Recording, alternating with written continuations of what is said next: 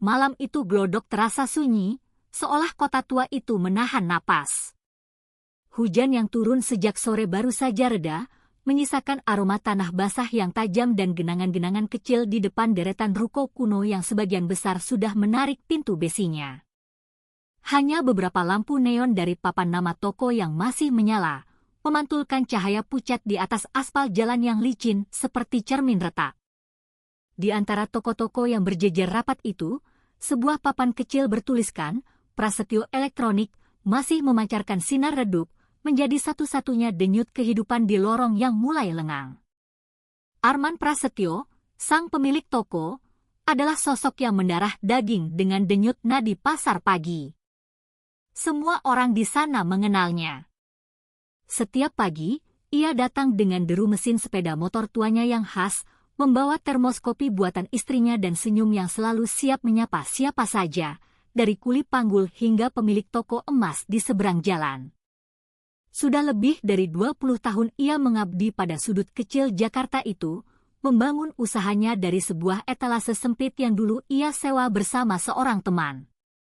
Reputasinya bersih seperti lantai keramik yang baru dipel, jujur, rajin, dan tak pernah terdengar berurusan dengan masalah. Namun malam itu, tanggal 29 Maret 2019, menjadi malam terakhir orang-orang melihat senyumnya yang teduh. Sekitar pukul 10 malam, ketika beberapa pedagang kaki lima masih sibuk membereskan dagangan mereka di bawah temaram lampu jalan, Arman terlihat menarik pintu rolling tokonya. Ia mengenakan jaket abu-abu yang sedikit lusuh dan celana panjang gelap. Gerakannya perlahan, satu tangannya memegang ponsel yang layarnya menyala redup. Pak Suyono, pemilik toko kelontong di sebelahnya, sempat melambaikan tangan. Arman membalas dengan senyum kecil dan anggukan singkat. Tidak ada yang aneh. Tidak ada tanda gelisah di wajahnya, hanya gurat lelah yang biasa terlihat di akhir hari yang panjang. Keesokan paginya, di sebuah rumah sederhana di kawasan Tambora, Rina Setiawati menunggu suaminya pulang. Cemas mulai merayap di hatinya seperti embun dingin. Biasanya, Arman tiba di rumah paling lambat pukul 11 malam setelah selesai mengecek stok barang atau membereskan pembukuan. Tapi malam itu, jarum jam terus berputar melewati tengah malam, dan suaminya tak kunjung datang. Ponselnya tak lagi aktif, dan telepon toko pun hanya berdering tanpa jawaban. Rina mulai merasa ada sesuatu yang tidak beres, sebuah firasat buruk yang menusuk relung hatinya. Saat fajar baru menyingsing dan suara azan subuh masih menggema sayup-sayup, ia tak bisa lagi menahan diri. Ia memutuskan pergi ke toko. Ketika tiba di sana, jantung Rina berdebar semakin kencang. Ia mendapati pintu rolling toko tidak terkunci rapat, hanya tertutup tanpa digembok. Lampu di dalam masih menyala terang, kipas angin di langit-langit masih berputar pelan, dan di atas meja kasir, tergeletak ponsel serta dompet Arman. Laci kas masih utuh, tak ada satu lembar uang pun yang hilang. Tak ada tanda-tanda perampokan. Tapi suaminya menghilang. Tangannya bergetar hebat saat ia mencoba menekan nomor darurat di ponselnya. Di seberang jalan, beberapa pedagang yang baru membuka lapak mulai berkumpul, saling berbisik dengan wajah memancarkan keheranan. Semua tahu Arman bukan tipe orang yang akan pergi tanpa kabar. Ia pria yang hidupnya lurus seperti penggaris. Petugas kepolisian dari Polsek Taman Sari datang sekitar 1 jam kemudian. Mereka memeriksa setiap sudut toko dengan teliti, mengambil foto, dan menanyakan banyak hal pada Rina yang berusaha tegar. Ketika ditanya apakah Arman punya musuh, Rina menggeleng dengan suara bergetar. Ia hanya bisa berkata bahwa suaminya adalah orang yang selalu berhati lembut, yang lebih memilih mengalah daripada berdebat. Polisi mulai memeriksa rekaman CCTV dari toko-toko sekitar. Dari salah satu kamera pengawas di ujung gang, sebuah gambar buram berhasil ditangkap. Pukul 20.27, sosok Arman terlihat berjalan keluar dari tokonya, menyeberang jalan, lalu melangkah menuju sebuah lorong sempit di belakang deretan ruko. Setelah itu, bayangan tubuhnya lenyap ditelan cahaya lampu jalan yang remang-remang. Tak ada rekaman yang menunjukkan ia kembali. Tak ada kendaraan yang terlihat menjemputnya. Ia seolah ditelan bumi. Sore harinya, kabar hilangnya Arman menyebar secepat api di musim kemarau di kalangan pedagang glodok. Banyak yang tak percaya. Beberapa orang berspekulasi mungkin ia pergi mendadak karena urusan keluarga di kampung, tapi mereka yang mengenalnya dengan baik tahu itu tidak mungkin. Arman adalah pria yang hidupnya terikat pada rutinitas dan tanggung jawab. Bahkan saat ia hanya pergi sebentar untuk membeli barang ke Mangga 2, ia selalu memberi kabar. Rina tetap menunggu di depan toko hingga malam tiba. Hujan kembali turun, kali ini hanya gerimis pelan yang membasahi trotoar. Di tangannya, ia menggenggam dompet Arman yang masih berisi foto lama mereka berdua. Foto yang diambil saat putra mereka, Dimas, baru masuk SMA. Ia menatap gambar itu lama sekali, pada senyum Arman yang begitu hidup, lalu berbisik lirih, "Tolong pulang, Mas." Dimas menunggu. "Aku tidak kuat menatap toko ini tanpamu." Malam semakin larut. Lampu-lampu toko lain mulai padam satu persatu, meninggalkan kegelapan. Hanya lampu di Prasetyo Elektronik yang tetap menyala, dijaga oleh seorang petugas. Cahaya itu seperti penjaga setia yang enggan menyerah, menanti pemiliknya kembali. Di luar, suara azan Isya bergema dari kejauhan, menyatu dengan riuh kendaraan di Jalan Hayam Wuruk. Tapi di dalam toko itu, waktu terasa berhenti. Petugas polisi yang berjaga sempat berkata pelan kepada rekannya, "Kasus seperti ini jarang terjadi di sini. Tak ada jejak perkelahian, tak ada tanda kekerasan. Tapi firasatku mengatakan ini bukan sekadar orang hilang biasa." Sementara itu, di rumah mereka di Tambora, Dimas duduk di depan jendela, menatap butiran hujan yang menempel di kaca. Ia tak mengerti mengapa ayahnya belum juga pulang. Ia masih menyimpan keyakinan kekanakan bahwa besok pagi, ayahnya akan datang dengan wajah lelah namun penuh senyum seperti biasa. Tapi malam itu, di jalan yang sunyi, seorang pria berjaket gelap terlihat menatap toko Arman dari kejauhan. Ia berdiri di balik bayangan tiang listrik selama beberapa menit sebelum akhirnya berbalik dan menghilang ke arah gang sempit di belakang pasar. Tak ada yang tahu, dialah awal dari sebuah misteri yang kelak akan mengguncang ibu kota. Malam di Glodok menutup kisah itu dengan kesunyian yang mencekam. Di dalam toko yang kini disegel polisi, lampu masih menyala, memantulkan cahaya lembut di atas meja tempat ponsel dan dompet Arman dibiarkan begitu saja.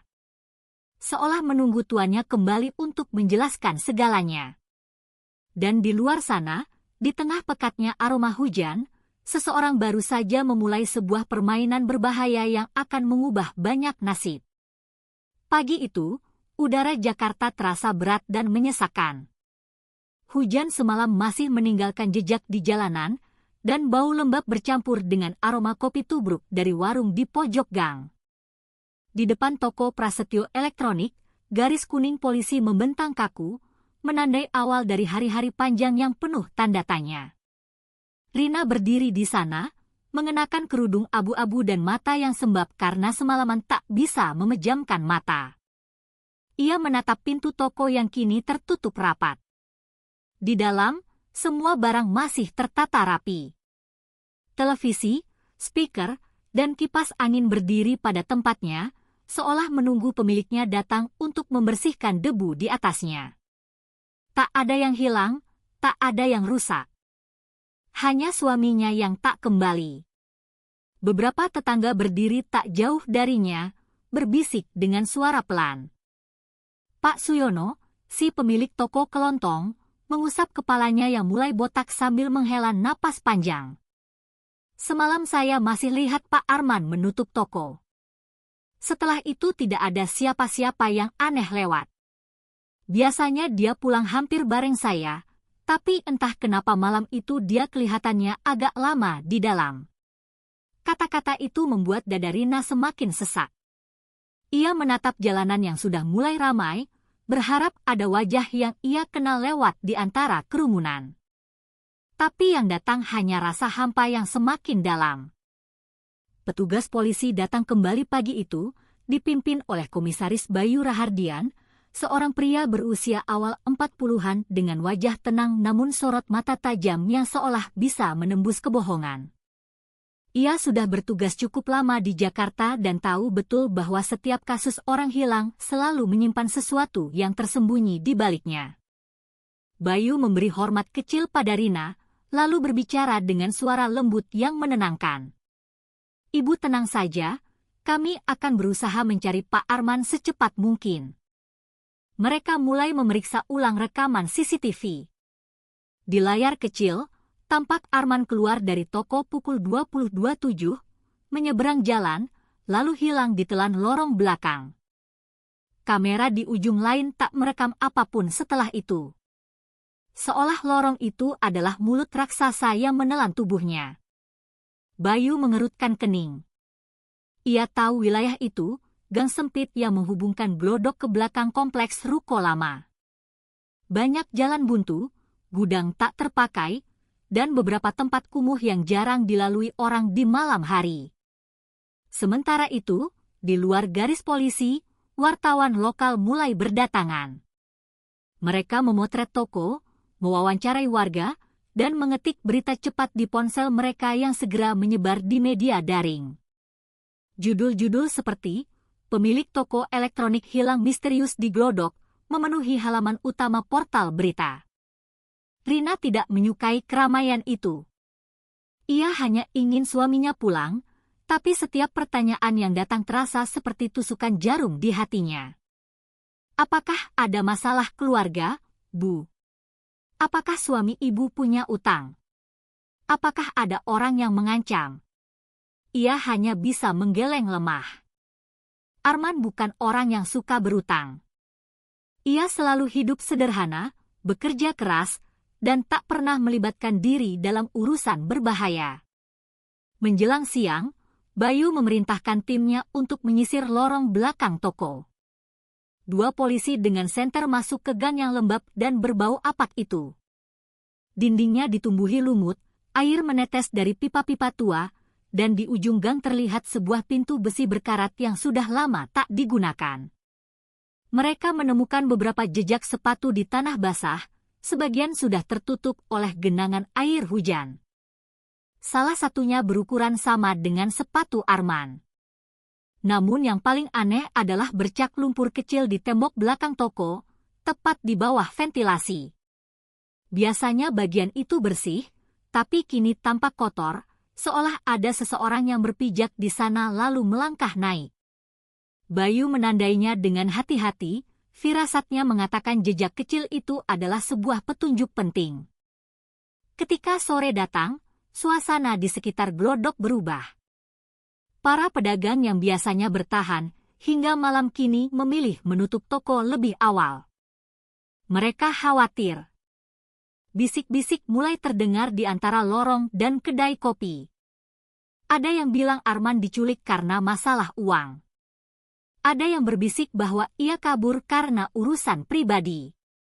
Tapi bagi mereka yang mengenalnya, kabar itu tak masuk akal. Arman bukan tipe orang yang lari dari tanggung jawab, apalagi meninggalkan keluarga yang sangat dicintainya. Malam menjelang, dan lampu-lampu toko kembali menyala, namun toko Prasetyo Elektronik tetap gelap dalam penjagaan polisi. Rina duduk di kursi plastik di depan pintu, menatap jalanan yang basah. Sesekali ia menutup mata, mencoba mengingat suara suaminya terakhir kali. "Nanti kalau pulang jangan lupa makan, ya," katanya waktu menelepon siang itu. Suara yang kini hanya bergema di kepalanya, membuat hatinya semakin perih. Bayu menghampirinya dengan wajah serius. "Kami akan lanjutkan pencarian sampai malam, Bu. Mohon doa saja." Rina mengangguk pelan. Pak Arman tidak pernah pergi jauh tanpa bilang.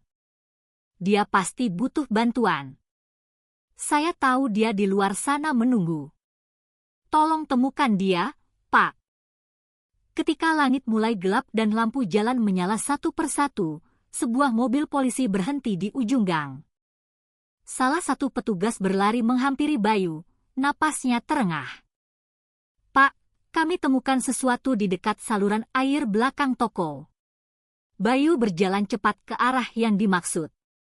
Di sana, di bawah pipa besi yang berkarat, ada jejak lumpur baru dan sisa sobekan kain yang menempel di kawat berduri. Kain itu berwarna abu-abu. Sama persis seperti jaket yang dikenakan Arman pada malam ia menghilang. Suara sirene kecil terdengar dari kejauhan. Rina menatap ke arah petugas yang mulai memasang lampu sorot di belakang toko. Ia tahu malam itu belum akan membawa jawaban, tapi sesuatu di dalam dirinya mulai berbisik bahwa hari-hari tenang di keluarganya telah berakhir selamanya. Di tengah hiruk-pikuk pasar yang mulai sepi, lampu di toko Prasetyo Elektronik tetap menyala seperti saksi bisu yang enggan padam.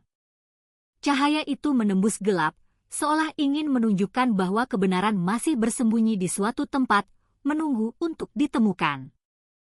3 hari telah berlalu sejak Arman menghilang. Matahari pagi yang biasanya menghangatkan glodok kini terasa dingin. Wajah para pedagang menampakkan kecemasan yang tak bisa disembunyikan. Tak ada lagi sapaan riang di gang sempit itu, yang tersisa hanya tatapan penuh tanya dan bisik-bisik yang menelusup di antara rak-rak toko dan tumpukan kardus. Rina datang setiap hari ke toko. Ia tak peduli lelah atau lapar. Setiap kali polisi datang untuk memeriksa, ia akan duduk di kursi depan, memegang tas kecil berisi foto suaminya.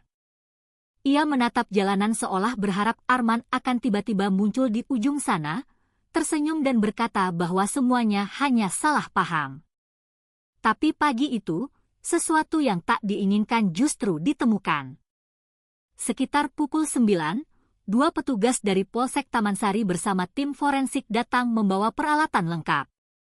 Mereka berencana memeriksa ulang area belakang toko, terutama di dekat saluran air tempat serpihan kain ditemukan. Salah satu petugas, Bribtu Angga, seorang polisi muda dengan mata jeli, memperhatikan semak kecil di samping tembok. Di sana, di antara tumpukan sampah plastik, ia melihat sesuatu yang aneh. Sebuah karung goni hitam yang separuhnya tertutup lumpur basah. Komisaris Bayu segera menghampiri. Hati-hati, jangan sentuh dulu. Periksa dulu sekitarnya. Petugas lain menyalakan senter dan dengan hati-hati membuka sedikit ikatan karung itu.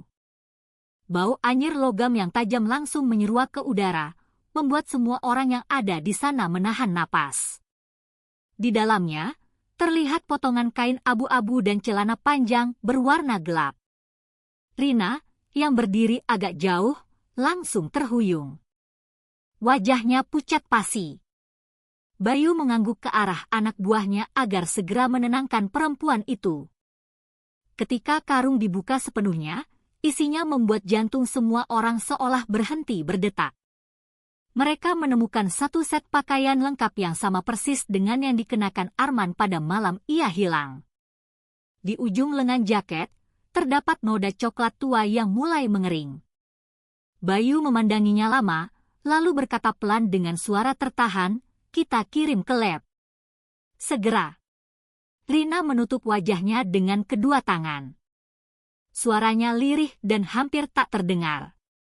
"Itu jaketnya, Pak. Itu jaket yang saya setrika sendiri malam itu." Suasana di gang belakang berubah mencekam. Warga yang mendengar kabar mulai berdatangan. Sebagian menatap dengan rasa takut, sebagian lagi berbisik tak percaya. Dalam waktu singkat, kabar penemuan karung itu menyebar ke seluruh kompleks pasar. Di warung kopi, orang-orang membicarakannya dengan nada pelan, seolah takut sesuatu yang jahat ikut mendengarkan. Ada yang bilang Arman menjadi korban perampokan sadis. Ada pula yang berbisik bahwa ia dibunuh karena mengetahui rahasia orang penting. Namun, bagi Rina, tak ada teori yang bisa menenangkan hatinya. Ia hanya tahu satu hal, suaminya tidak akan pergi begitu saja. Bayu berdiri di pinggir saluran air yang kotor, menatap jalur sempit di belakang ruko. Pikirannya bekerja cepat. Ia sudah menangani banyak kasus pembunuhan, tapi firasatnya mengatakan ini bukan sekadar kejahatan biasa. Terlalu rapi, terlalu senyap. Tidak ada saksi, tidak ada jejak perlawanan selain pakaian yang seolah sengaja dibuang di tempat sepi itu. Siang itu, tim laboratorium forensik datang menjemput barang bukti. Mereka juga mengambil sampel tanah dan sisa bercak di dinding. Hasil awal menunjukkan bahwa noda coklat itu kemungkinan besar adalah darah manusia. Kabar itu membuat seluruh kawasan Glodok seolah berhenti bernapas. Di rumah, Dimas, putra tunggal Arman yang baru berumur 17 tahun, menatap layar televisi yang menayangkan berita tentang penemuan karung misterius. Ia tak percaya melihat foto toko ayahnya terpampang di layar. "Mama, apa benar itu baju papa?" Rina tak sanggup menjawab. Ia hanya memeluk anaknya erat, menahan tangis yang sejak pagi berusaha ia sembunyikan. Sore harinya, Bayu kembali ke kantor. Di ruangannya yang penuh berkas, ia duduk lama menatap foto Arman yang diambil dari KTP. Wajah itu teduh, sederhana, seperti ribuan warga lain yang hanya ingin hidup tenang. Tapi entah kenapa, setiap kali ia melihat foto itu, ada rasa bersalah yang menekan dadanya. Ia ingat pernah bertemu Arman 2 tahun lalu, saat menangani kasus penipuan investasi di Jakarta Barat. Arman datang membawa laporan, tapi waktu itu kasusnya dianggap kecil dan ditolak karena kurangnya bukti. Kini, pria itu hilang, dan Bayu merasa seolah masa lalunya sedang menagih janji yang tak terpenuhi. Malam turun perlahan, jalanan mulai sepi. Hanya suara gerimis yang jatuh di atap seng dan gemericik air dari selokan yang terdengar. Polisi masih berjaga di sekitar toko. Di dalam pos kecil, Bayu menatap foto keluarga Arman yang tergantung di dinding toko. Ada sesuatu di tatapan pria itu yang membuatnya gelisah. Seolah Arman sedang meninggalkan pesan yang belum tersampaikan. Beberapa meter dari sana, seorang lelaki berjaket hitam berhenti di ujung gang. Ia menatap ke arah toko prasetyo elektronik dari balik bayangan. Tangannya menggenggam ponsel tua, menekan satu nomor, lalu mematikannya lagi sebelum sambungan terhubung. Setelah itu, ia berjalan pergi tanpa menoleh, meninggalkan jejak sepatu yang perlahan hilang di sapu hujan malam. Keesokan paginya, laboratorium mengonfirmasi hasil awal. Noda darah pada pakaian Arman cocok dengan sampel DNA dari sisir pribadinya yang diambil dari rumah. Bukti itu cukup untuk mengubah arah penyelidikan dari kasus orang hilang menjadi dugaan tindak kekerasan atau pembunuhan. Berita itu menyebar cepat, membuat para pedagang semakin takut. Sebagian mulai menutup toko lebih awal, beberapa bahkan memilih libur beberapa hari. Glodok yang biasanya hidup hingga larut malam kini tampak muram. Lampu-lampu toko berkurang, dan hanya cahaya dari pos polisi yang masih menyala di tengah kegelapan. Rina datang lagi ke toko pada sore berikutnya. Ia berdiri lama di depan pintu, menatap garis polisi yang masih terpasang. Angin sore meniup lembut rambutnya yang terurai dari kerudung. Dalam hatinya, ia berbisik pelan seolah berbicara kepada seseorang yang mungkin masih mendengar. "Mas Arman, kalau engkau di luar sana, berilah aku tanda. Aku tidak akan berhenti mencarimu." Namun, di balik tembok tempat karung hitam itu ditemukan, seekor kucing liar melintas, mengendus sesuatu di tanah yang baru kering. Dari sela-sela bebatuan, tampak serpihan logam kecil berkilau. Mungkin potongan dari sebuah kunci atau alat yang patah. Polisi belum melihatnya. Tapi benda kecil itu kelak akan menjadi pintu menuju misteri yang lebih gelap dari sekedar hilangnya seorang pedagang sederhana. Hari keempat setelah hilangnya Arman, langit Jakarta mendung sejak pagi. Rina datang ke kantor polisi dengan langkah pelan, menggenggam sebuah map kecil berisi foto dan dokumen toko. Ia dipanggil untuk memberikan keterangan tambahan. Di ruang penyidik yang dingin, tangannya tetap hangat menggenggam foto suaminya. Di hadapan meja, Komisaris Bayu duduk bersama seorang pria muda berkaus hitam dan topi lusuh. Pemuda itu terlihat gelisah, terus menunduk sambil memutar-mutar kunci motor di jarinya. "Ini Doni Saputra," kata Bayu perlahan. Dia teknisi yang sering dipanggil Pak Arman untuk memperbaiki sistem CCTV di tokonya. Rina menatap pemuda itu dengan mata merah, menunggu. Doni mengangguk pelan, lalu berkata dengan suara serak, "Saya masih ingat malam itu, Bu. Saya datang sore sekitar jam 6 karena kamera di belakang toko sempat rusak. Pak Arman minta tolong agar diperiksa sebelum toko tutup." Doni berhenti sejenak, menarik napas panjang. "Saya lagi pasang kabel di ruang belakang." Lampu sudah redup, dan sekitar jam 9 lewat, 2 orang datang. Mereka tidak lewat pintu depan, tapi dari pintu kecil di belakang yang jarang dipakai. Bayu mencatat setiap kata dengan saksama. "Kau kenal 2 orang itu?" "Tidak, Pak. Tapi saya pernah lihat salah satunya waktu dulu. Wajahnya seperti orang yang pernah kerja di situ.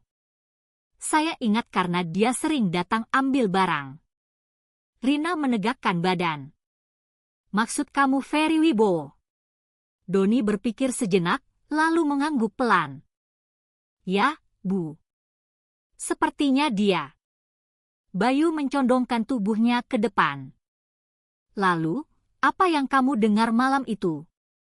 Doni tampak ragu. Ia menelan ludah, pandangannya beralih dari Rina ke Bayu. "Saya tidak sengaja mendengar percakapan mereka." Suaranya agak keras karena mereka bicara di ruang belakang, dekat tempat saya. "Saya dengar Pak Arman bilang, saya tidak mau ikut campur lagi.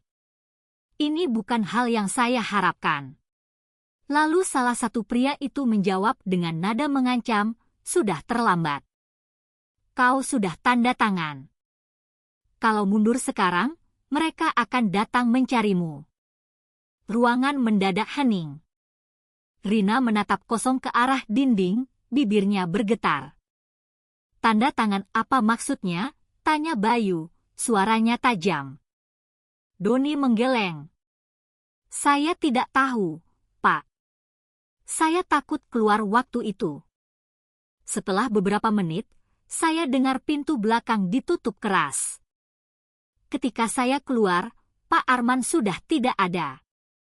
Saya pikir dia pergi lewat depan, jadi saya langsung pulang." Keterangan itu memberi arah baru bagi penyelidikan. Bayu menyandarkan punggungnya ke kursi, berpikir keras. Ini bukan lagi sekedar orang hilang atau perampokan. Ada sesuatu yang lebih besar, lebih rumit, dan mungkin sangat berbahaya. Rina menatap Doni dengan mata berkaca-kaca. "Kenapa kamu baru bilang sekarang?" Doni menunduk dalam-dalam. "Saya takut, Bu. Setelah tahu ada karung pakaian itu ditemukan, saya tidak bisa tidur. Saya takut kalau orang-orang itu tahu saya mendengar percakapan mereka. Tapi saya tidak tahan melihat berita setiap hari. Saya datang ke sini karena saya pikir Pak Arman pantas mendapat keadilan." Suara Doni bergetar. Bayu mengangguk pelan dan berjanji akan memberinya perlindungan sebagai saksi kunci. Sore itu juga, Bayu memerintahkan timnya untuk mencari data lama karyawan toko Prasetyo Elektronik. Nama Ferry Wibowo muncul di daftar. Ia berhenti bekerja 2 tahun lalu setelah ketahuan menjual barang toko tanpa izin. Alamat terakhirnya tercatat di sebuah kontrakan di kawasan Tambun, Bekasi. Sebuah tim segera dikirim untuk memeriksanya. Sementara itu, di laboratorium forensik, hasil uji lengkap pakaian Arman keluar. Darah yang menempel di jaket memang milik Arman sendiri. Tak ada DNA orang lain. Tapi di pinggiran lengan jaket ditemukan beberapa serat kain asing yang kemungkinan berasal dari pakaian orang lain. Sebuah petunjuk kecil yang bisa mengarah pada pelaku. Malam harinya, Bayu kembali ke Glodok. Ia berdiri di depan toko yang kini gelap gulita, hanya diterangi cahaya remang lampu jalan. Rina masih di sana, duduk di kursi plastik, memeluk tas kecilnya seolah memeluk sisa harapan. Bayu menghampiri dan duduk di sampingnya. Kami sudah dapat keterangan baru, Bu. Ada 2 orang yang terakhir kali bertemu Pak Arman malam itu. Salah satunya adalah mantan pegawainya. Rina menatapnya lama. Ferry? Saya tahu dia. Tapi Arman sudah memaafkannya dulu. Tak mungkin dia melakukan hal seburuk ini. Bayu tak menjawab.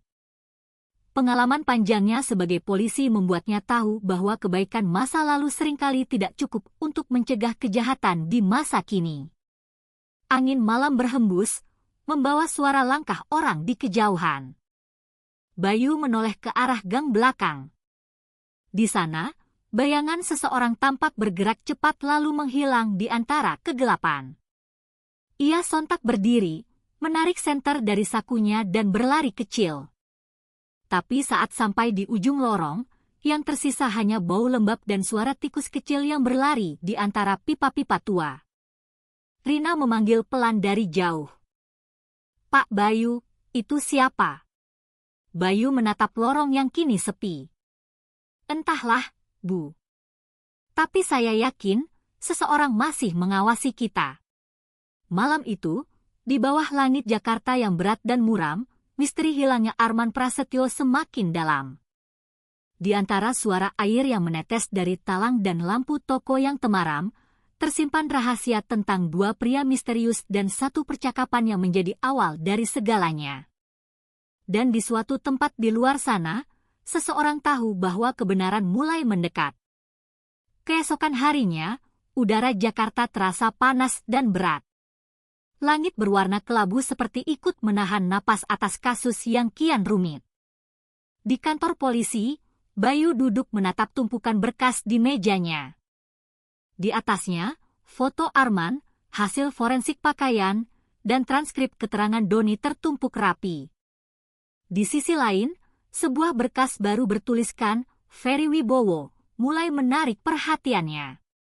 Nama itu membawa kenangan lama. Bayu masih ingat saat pertama kali menangani laporan kecil 2 tahun lalu tentang pencurian di toko yang sama. Saat itu, Arman datang sendiri membawa bukti sederhana, beberapa nota penjualan palsu dan rekaman kamera toko. Ferry, pegawai muda yang baru bekerja setahun, tertangkap menjual barang toko tanpa izin. Tapi Arman menolak membawa kasus itu ke ranah hukum. Saya tidak ingin merusak masa depannya, Pak, katanya waktu itu dengan suara tenang. Mungkin dia hanya hilaf. Bayu menatap catatan lama itu dengan perasaan kosong. Kini, nama yang dulu dimaafkan justru muncul sebagai bayangan gelap di tengah hilangnya sang dermawan kecil dari Glodok. Tim yang dikirim ke Bekasi akhirnya kembali sore itu. Mereka tidak menemukan Ferry di alamat yang terdaftar. Rumah kontrakannya sudah kosong lebih dari seminggu. Tetangga hanya berkata bahwa Ferry pergi terburu-buru dengan membawa sebuah koper besar. Namun, satu hal menarik perhatian polisi. Di kamar yang ditinggalkan, mereka menemukan sebuah amplop coklat berisi beberapa lembar kwitansi dan sebuah kartu nama dengan tulisan Siska Wijaya, Sekretaris Eksekutif PT Surya Investama. Bayu memandangi kartu nama itu lama. Sebuah nama baru yang belum pernah muncul dalam penyelidikan. Ia menyerahkannya ke bagian intelijen untuk ditelusuri. Malamnya, ketika Rina datang lagi ke kantor polisi, Bayu mencoba menjelaskan penemuan baru itu dengan hati-hati. Bu Rina, Kami menemukan petunjuk tentang seseorang yang mungkin tahu urusan bisnis Pak Arman sebelum ia hilang. Namanya Siska Wijaya. Rina tampak bingung. Saya tidak kenal siapapun dengan nama itu, Pak. Arman hanya mengurus toko, tidak pernah ikut investasi atau bisnis besar. Bayu menatapnya dengan tenang. Kami juga berpikir begitu, Bu. Tapi ada tanda tangan Pak Arman di beberapa dokumen yang ditemukan di kamar Ferry. Rina menunduk lama, mencoba mengingat sesuatu. Beberapa bulan lalu, Arman memang sering terima telepon dari seseorang. Katanya soal pembelian alat elektronik untuk proyek hotel besar di Surabaya. Ia sempat cerita singkat, tapi saya tidak curiga apa-apa. Mungkin itu awalnya, pikir Bayu. Hari-hari berikutnya, penyelidikan mengarah ke jalur baru. Dari catatan telepon toko, ditemukan panggilan berulang dari nomor luar kota yang terdaftar atas nama sebuah perusahaan investasi di Surabaya. Ketika tim menelusuri alamat PT Surya Investama, perusahaan itu ternyata sudah tidak beroperasi. Kantornya kosong, hanya ada papan nama tua dan tumpukan surat tak berbalas. Warga sekitar mengatakan perusahaan itu tutup setahun lalu setelah pemiliknya ditangkap karena kasus penipuan. Namun, nama Siska Wijaya masih sering disebut sebagai orang kepercayaan pemilik lama yang berhasil lolos. Bayu mulai merasakan ada sesuatu yang jauh lebih besar dari sekadar dendam pribadi. Ia memutuskan untuk berangkat ke Surabaya bersama 2 anak buahnya. Sebelum berangkat, ia sempat menatap peta Jakarta di dinding kantornya dan berbisik lirih, Arman, kalau benar semua ini adalah jebakan, aku akan temukan siapa yang menaruh jerat itu untukmu. Surabaya menyambut mereka dengan langit mendung dan udara lembab. Di pelabuhan Tanjung Perak, kapal-kapal barang bersandar di antara deru mesin dan suara burung camar. Tim langsung menuju alamat kantor lama PT Surya Investama di daerah Kembang Jepun, sebuah kawasan bisnis tua yang kini setengah sepi. Di lantai 2 sebuah gedung kuno, mereka menemukan ruang kosong berdebu dengan meja kayu besar dan lemari arsip yang sudah lapuk. Tapi di sudut ruangan, ada satu hal yang luput dari perhatian petugas keamanan, sebuah kotak logam kecil dengan label ESW. Ketika dibuka paksa, di dalamnya ada beberapa dokumen yang masih utuh. Sebagian besar berupa surat perjanjian investasi dan bukti transfer dengan nominal fantastis.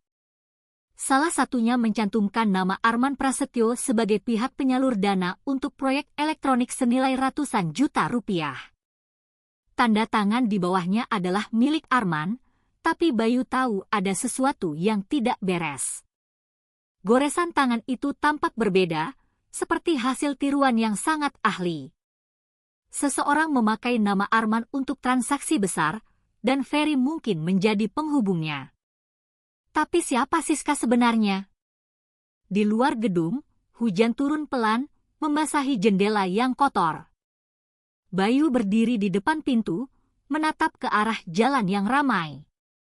Dalam pikirannya, terbayang wajah Rina yang menunggu tanpa jawaban dan wajah Arman yang kini hanya tersisa di sebuah foto usang. Malam itu, di hotel sederhana tempat mereka menginap, Bayu menerima sebuah pesan singkat di ponselnya dari nomor tak dikenal. Jangan cari Siska. Kau tidak tahu siapa yang ada di baliknya. Ia membaca pesan itu berulang kali. Tidak ada nama pengirim, hanya huruf-huruf hitam di layar biru. Tapi Bayu tahu, seseorang sedang memperhatikannya dari jauh. Sementara di Jakarta, Rina duduk di ruang tamu rumah kecilnya bersama Dimas. Hujan mengetuk-ngetuk jendela. Televisi menayangkan berita tentang hilangnya Arman yang kini menjadi sorotan media nasional. Rina menggenggam tangan anaknya erat. Mas Arman tidak mungkin ikut urusan kotor, Dimas.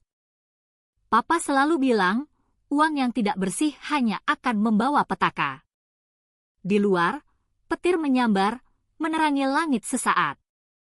Dan di tempat lain, di sebuah kamar hotel mewah di Surabaya, seorang wanita berambut panjang menatap layar berita yang sama. Ia meneguk kopi hitamnya perlahan, lalu mematikan televisi. Di atas meja, tergeletak paspor, tiket pesawat ke Batam, dan sebuah ponsel dengan satu pesan tak terbaca. Ferry tertangkap kamera. Hapus semua berkas sebelum terlambat. Wanita itu menatap cermin dan tersenyum tipis. Nama di paspornya, Siska Wijaya. 2 minggu setelah penemuan pakaian Arman, hujan deras kembali mengguyur Jakarta. Air mengalir deras di selokan-selokan, membawa sisa sampah dari pasar dan potongan kardus bekas.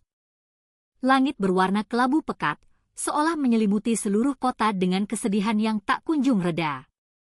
Di kantor polisi, Bayu menerima kabar baru yang mengubah arah penyelidikan. Ferry Wibowo, mantan karyawan yang disebut Doni dalam kesaksiannya, telah menghilang.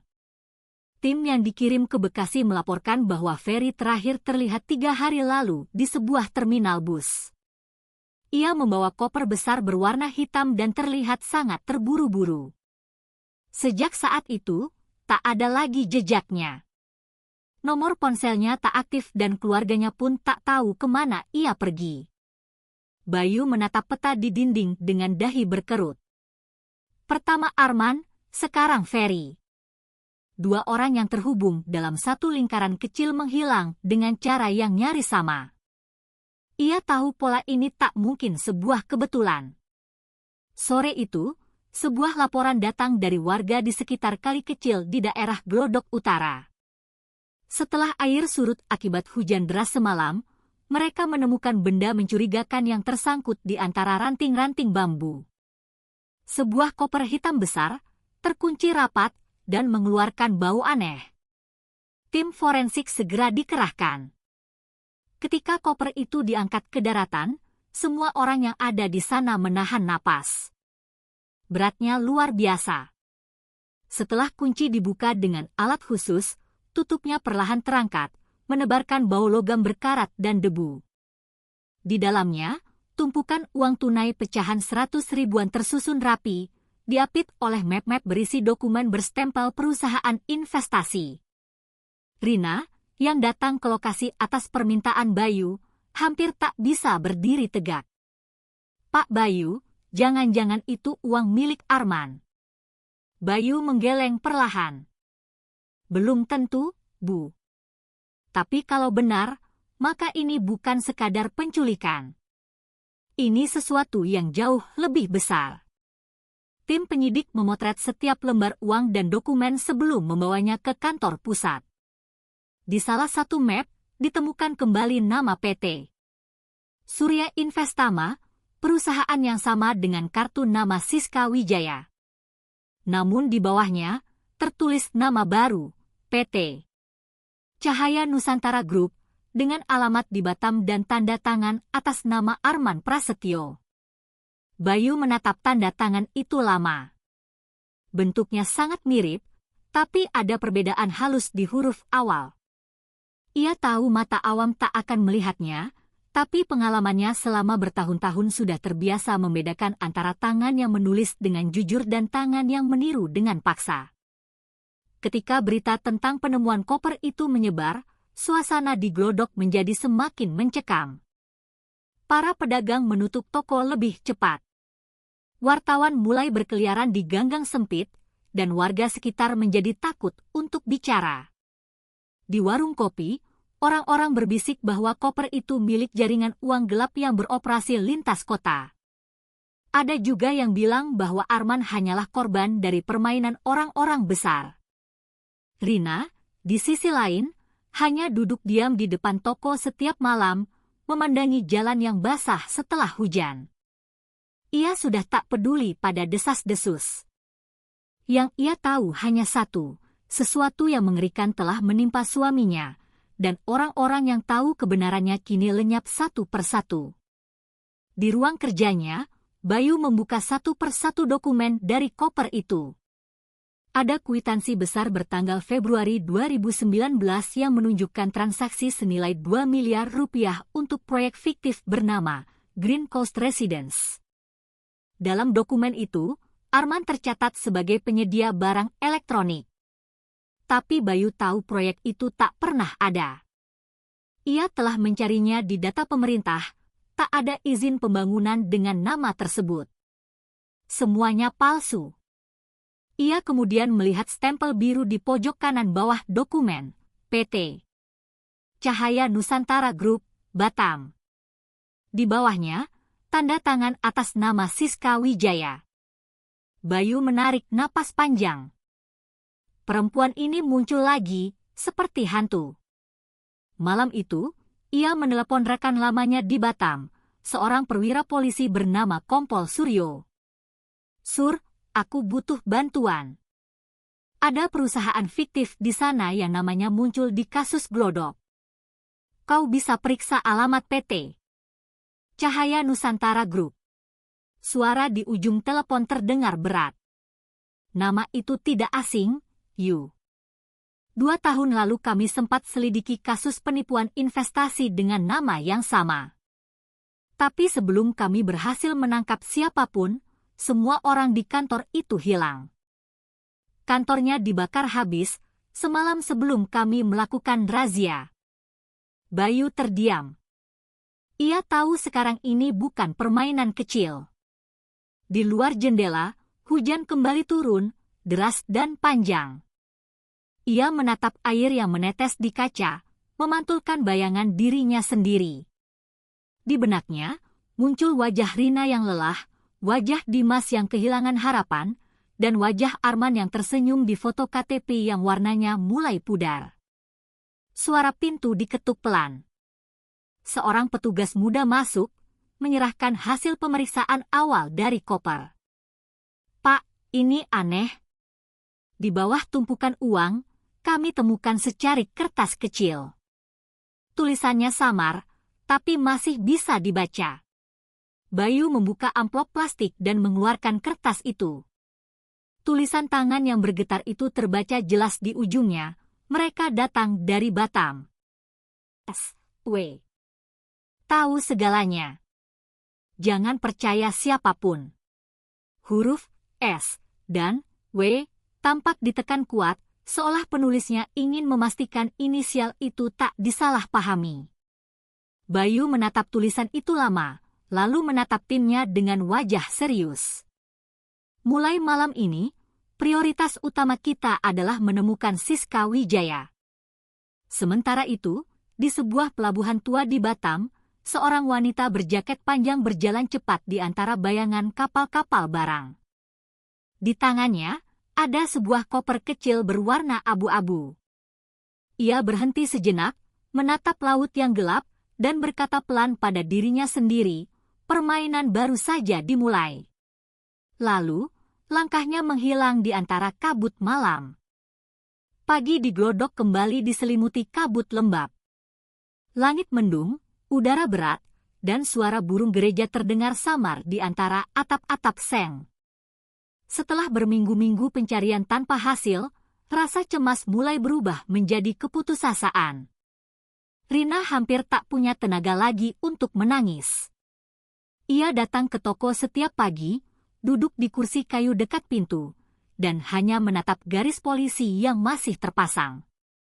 Hari itu, ketika hujan baru saja berhenti, 2 petugas kebersihan yang sedang membersihkan selokan di belakang deretan ruko menemukan sesuatu yang tak biasa. Bau menyengat keluar dari tumpukan tanah basah di dekat tembok. Salah satu dari mereka memanggil polisi yang berjaga di pos depan. Dalam waktu singkat, area itu dipenuhi petugas dan garis kuning kembali dibentangkan. Bayu datang paling pertama. Hujan membuat bajunya lembab, tapi ia tak memedulikannya. Ia menatap gundukan tanah di belakang toko Arman. "Gali pelan-pelan," katanya dengan suara tertahan. Sekop mulai bekerja, mengangkat lumpur sedikit demi sedikit. Setelah beberapa menit, mata salah satu petugas melebar. "Pak, ada sesuatu di sini." Dari balik tanah yang lembek, terlihat sepotong kain hitam, lalu sebuah tangan manusia yang sudah membiru. Rina, yang berdiri tak jauh dari sana, menjerit tertahan. Tubuhnya lemas dan nyaris jatuh pingsan. Bayu segera menoleh, memberi isyarat agar para medis membawanya menjauh. Ketika seluruh tubuh itu diangkat, tak ada lagi keraguan. Itu adalah Arman. Ia masih mengenakan celana panjang dan jaket abu-abu yang sama seperti di rekaman CCTV pada malam terakhir ia terlihat. Wajahnya tampak tenang, seolah tertidur. Tapi luka bekas pukulan benda tumpul di bagian kepala kiri menjelaskan segalanya. Ia diserang dengan cepat dan tanpa sempat melawan. Namun, yang membuat semua orang terdiam bukan hanya penemuan jasad Arman. Di samping tubuhnya, terkubur bersama tanah dan akar-akar kecil, ada sebuah koper besar berwarna abu-abu, berat dan terkunci rapat. Sama seperti koper pertama yang ditemukan di tepi kali. Bayu menatap koper itu lama, kemudian berkata pelan, "Ini bukan akhir. Ini bagian dari sesuatu yang lebih besar." Ketika koper dibuka, bau lembab bercampur karat menyeruak. Di dalamnya, terdapat berkas-berkas tebal, foto-foto orang berpakaian rapi, dan selembar kertas bertuliskan tangan Arman sendiri. "Jika aku tidak kembali, semua kebenaran ada di sini. Jangan biarkan nama mereka hilang begitu saja." Bayu menunduk lama, tangannya gemetar saat menyentuh lembaran itu.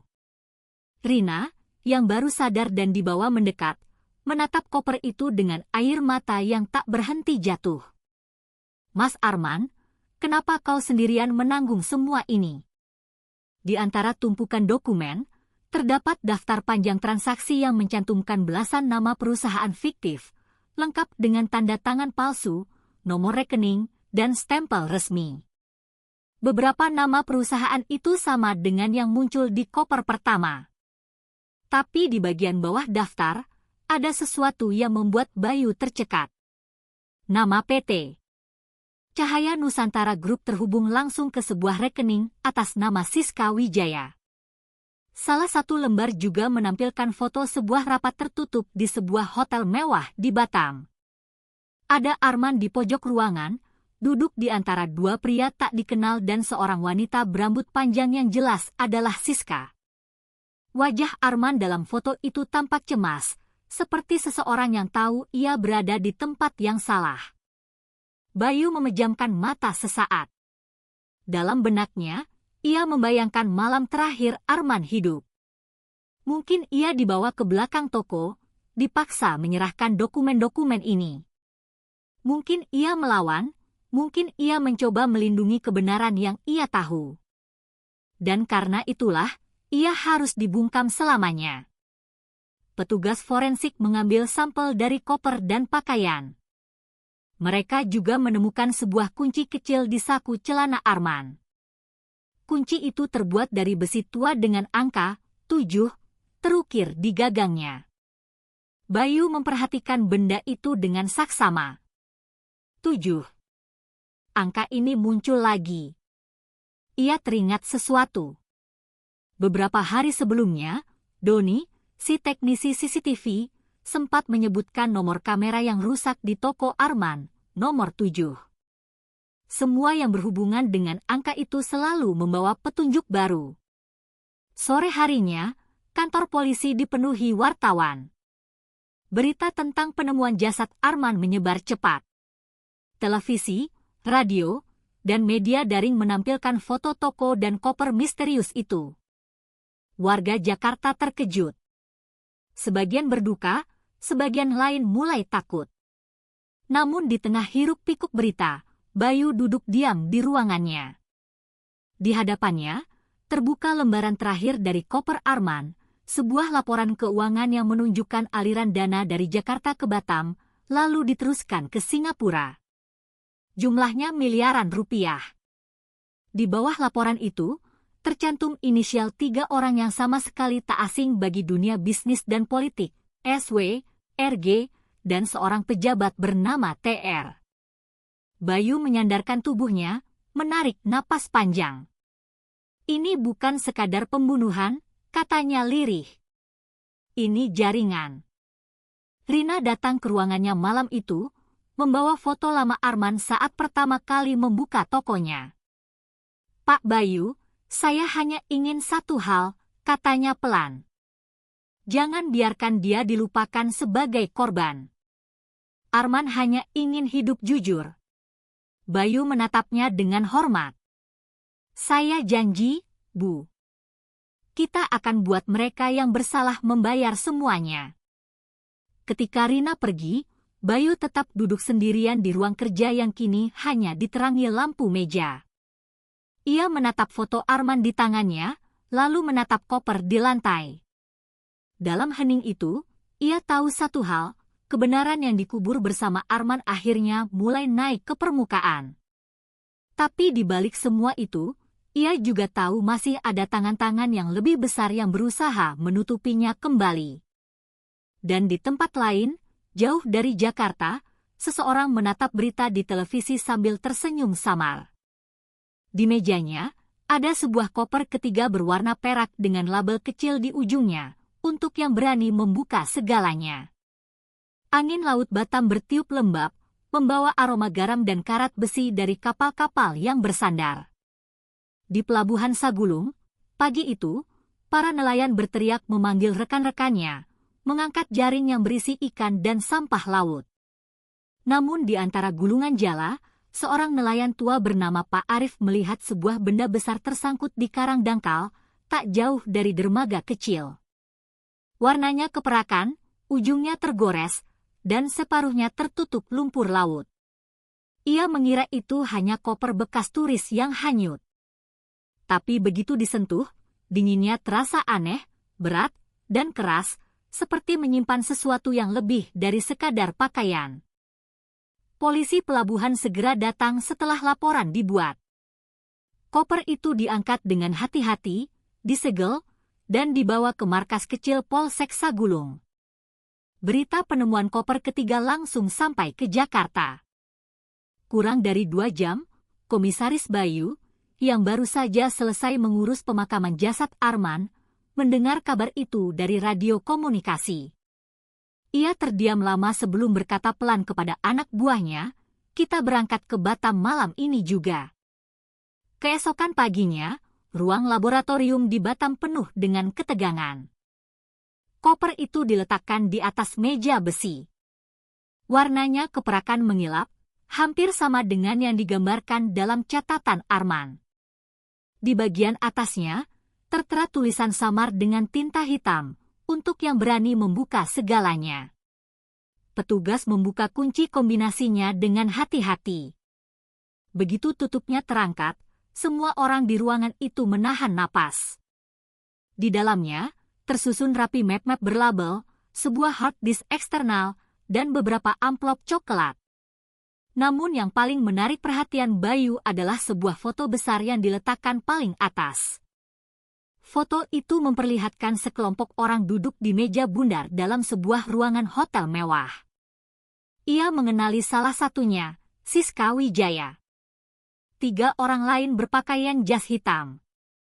Salah satunya adalah seorang pejabat tinggi dari sebuah kementerian di Jakarta yang wajahnya sering muncul di televisi. Bayu membalik foto itu dan menemukan tulisan tangan di baliknya. Mereka semua tahu. Dana proyek itu hanyalah topeng. Map pertama berisi laporan transaksi dengan tanggal yang berbeda-beda, menunjukkan aliran uang dari Jakarta ke Batam, lalu ke Singapura dan Hong Kong. Setiap lembar memuat nomor rekening perusahaan yang berbeda, tapi dengan pola pengiriman yang serupa. Di beberapa catatan, tertera kembali inisial RG. Dan TR, nama yang juga muncul di koper kedua. Bayu tahu kini ia sedang menghadapi sesuatu yang jauh di luar dugaannya. Ia menatap koleganya, Kompol Suryo, dan berkata pelan, "Arman tidak mati sia-sia. Semua ini adalah rencananya." Ia tahu koper ketiga ini akan muncul. Suryo mengangguk, tapi wajahnya tampak gelisah. Kalau semua yang tertulis di sini benar, berarti ada orang-orang besar yang memegang kendali, Yu. Dan kita sedang menginjak tanah yang berbahaya. Mereka membuka amplop terakhir. Isinya bukan uang, melainkan sebuah rekaman rapat rahasia. Di atas kertas, tertera label Hotel Marina Bay, 24 Mei 2018. Suara dalam rekaman itu terdengar sangat jelas. Seorang pria berbicara dengan nada tegas, proyek ini harus berjalan. Kita gunakan nama-nama kecil untuk menutupi jalur dana. Jangan sampai ada yang menolak. Si Arman itu sudah terlalu banyak tahu. Bayu menatap alat perekam dengan mata berkaca-kaca. Suara itu bukan suara asing. Ia mengenali intonasi dan cara berbicaranya yang halus tapi penuh kuasa. Itu adalah suara Taufan Raharja, pejabat tinggi kementerian yang dulu sangat ia hormati dan sering disebut sebagai simbol integritas di negeri ini. Ruangan mendadak sunyi, hanya suara detak jam dinding yang terdengar. Suryo menatap Bayu dengan tatapan tegas. Kalau benar suara itu milik Taufan, berarti ini bukan sekadar korupsi, ini konspirasi lintas kota. Bayu berdiri. Kita bawa semua ini ke Jakarta. Tapi hati-hati, mulai sekarang, tidak ada yang bisa kita percaya. Sore itu, kapal cepat yang membawa Bayu dan timnya menuju Jakarta berangkat di bawah langit kelabu. Di dalam kabin, koper ketiga disimpan dalam sebuah kotak logam dengan pengamanan berlapis. Rina, yang menunggu di Jakarta, menerima kabar singkat dari Bayu. Koper ketiga ditemukan. Kebenaran akan segera terungkap. Namun di tengah perjalanan, badai laut datang tiba-tiba. Ombak besar mengguncang kapal. Dalam kekacauan itu, dua pria tak dikenal menyusup ke ruang penyimpanan. Salah satu anak buah Bayu berteriak, tapi terlambat. Mereka melepaskan sebuah tabung gas kecil yang membuat semua orang di ruangan itu pingsan seketika. Saat kesadaran Bayu kembali, koper itu sudah tak ada lagi. Ia menatap laut yang hitam di luar jendela kapal. Matanya merah karena marah dan kecewa. Seseorang tahu mereka membawa barang itu. Seseorang yang punya kekuatan besar dan jaringan yang sangat luas. Begitu kapal bersandar di pelabuhan Tanjung Priok, Bayu langsung menghubungi atasannya di Jakarta. Tapi suara di ujung telepon hanya terdengar dingin dan singkat. Kami tahu, komisaris. Jangan lanjutkan. Serahkan semua berkas yang tersisa. Ini bukan urusan Anda lagi. Bayu menutup telepon perlahan. Ia mengerti maksudnya. Koper ketiga kini berada di tangan orang-orang yang ingin mengubur kebenaran lebih dalam dari sebelumnya. Namun malam itu, saat semua tampak gelap, sebuah pesan muncul di ponselnya dari nomor tak dikenal. Salinan semua data sudah dikirim ke alamat rumah Anda. Dari orang yang pernah berutang budi pada Arman. Bayu menatap layar itu lama, lalu menatap laut yang masih berombak. Arman, rupanya kau sudah menyiapkan segalanya, katanya pelan. Keesokan paginya di Jakarta, Rina mendengar ketukan di pintu rumahnya. Di depan rumah, seorang pengantar paket berdiri membawa sebuah amplop besar tanpa nama pengirim. Saat dibuka, di dalamnya ada sebuah flash disk kecil dan secari kertas bertuliskan tangan Arman. Jika kau membaca ini, berarti mereka sudah tahu segalanya. Tapi jangan takut, kebenaran selalu menemukan jalannya. Air mata Rina mengalir. Ia tahu, perjuangan suaminya belum berakhir.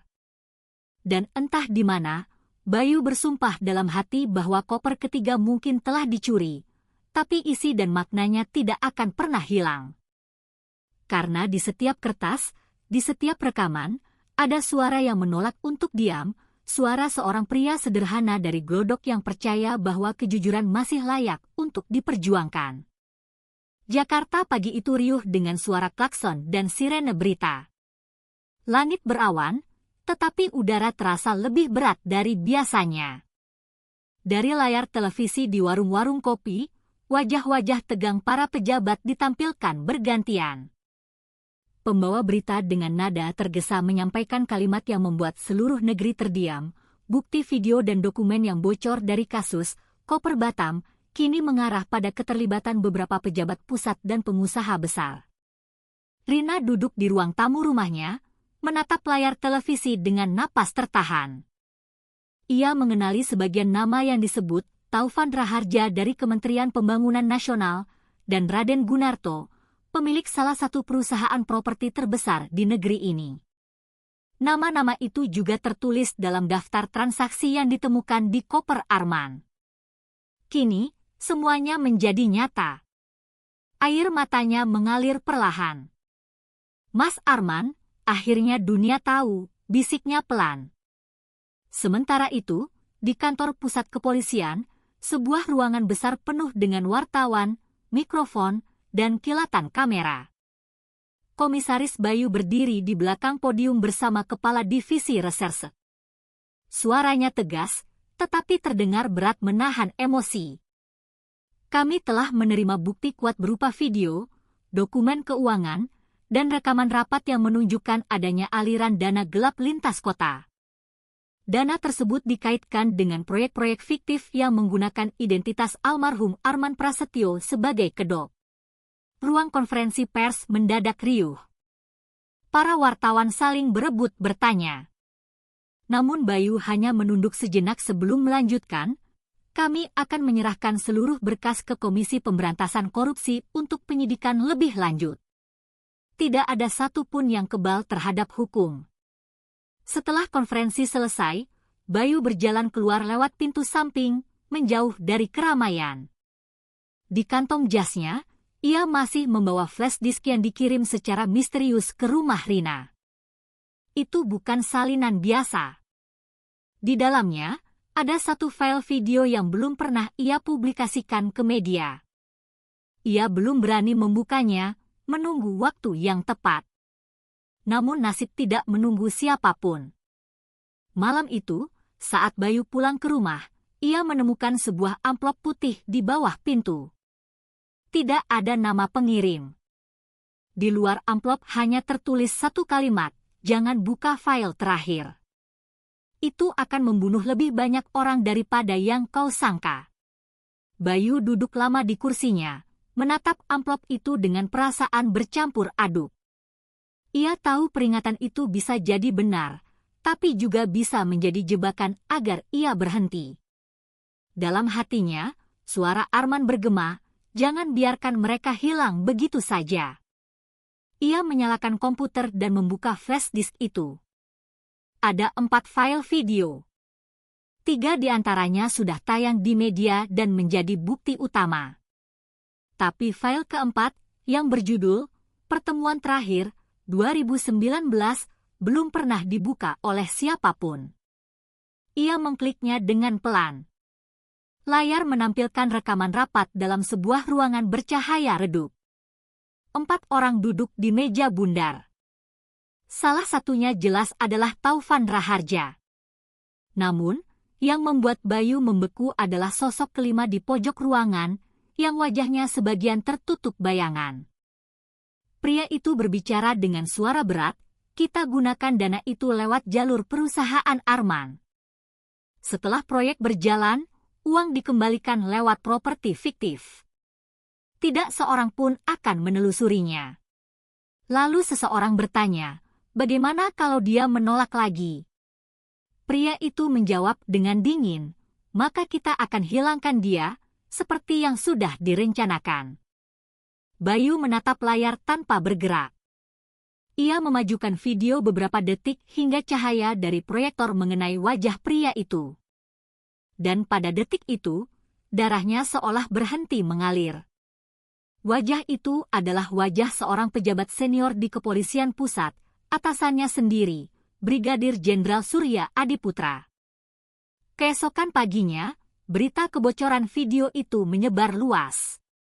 Entah siapa yang membocorkannya, tapi dalam hitungan jam, Tayangan itu sudah beredar di media sosial dan televisi nasional. Judul berita di berbagai kanal berbunyi sama, skandal koper Batam, pejabat polisi diduga terlibat jaringan dana gelap. Kantor kepolisian berubah menjadi sarang tekanan dan ketegangan. Sebagian petinggi menolak berkomentar, sebagian lainnya memilih diam. Bayu dipanggil untuk memberikan klarifikasi, tapi di hatinya ia tahu, kebenaran sudah tidak bisa dibendung lagi. Rina menerima banyak wartawan di depan rumahnya. Namun ia hanya menjawab singkat, suami saya tidak mati sia-sia. Ia mungkin bukan orang besar, tapi hatinya bersih, dan kebenaran akhirnya memihak padanya. Di malam yang sama, Presiden mengumumkan pembentukan tim investigasi gabungan antara kepolisian, Komisi Anti Korupsi, dan Kejaksaan Agung untuk menyelidiki skandal ini. Media menyebutnya Operasi Koper Terbuka. Namun bagi Bayu, kemenangan itu terasa pahit. Ia tahu banyak nyawa telah menjadi korban, termasuk Arman, dan mungkin juga orang-orang yang masih hidup dalam ketakutan. Ia duduk sendirian di ruang kerjanya, menatap foto Arman yang tergantung di dinding. Kau berhasil, Mas.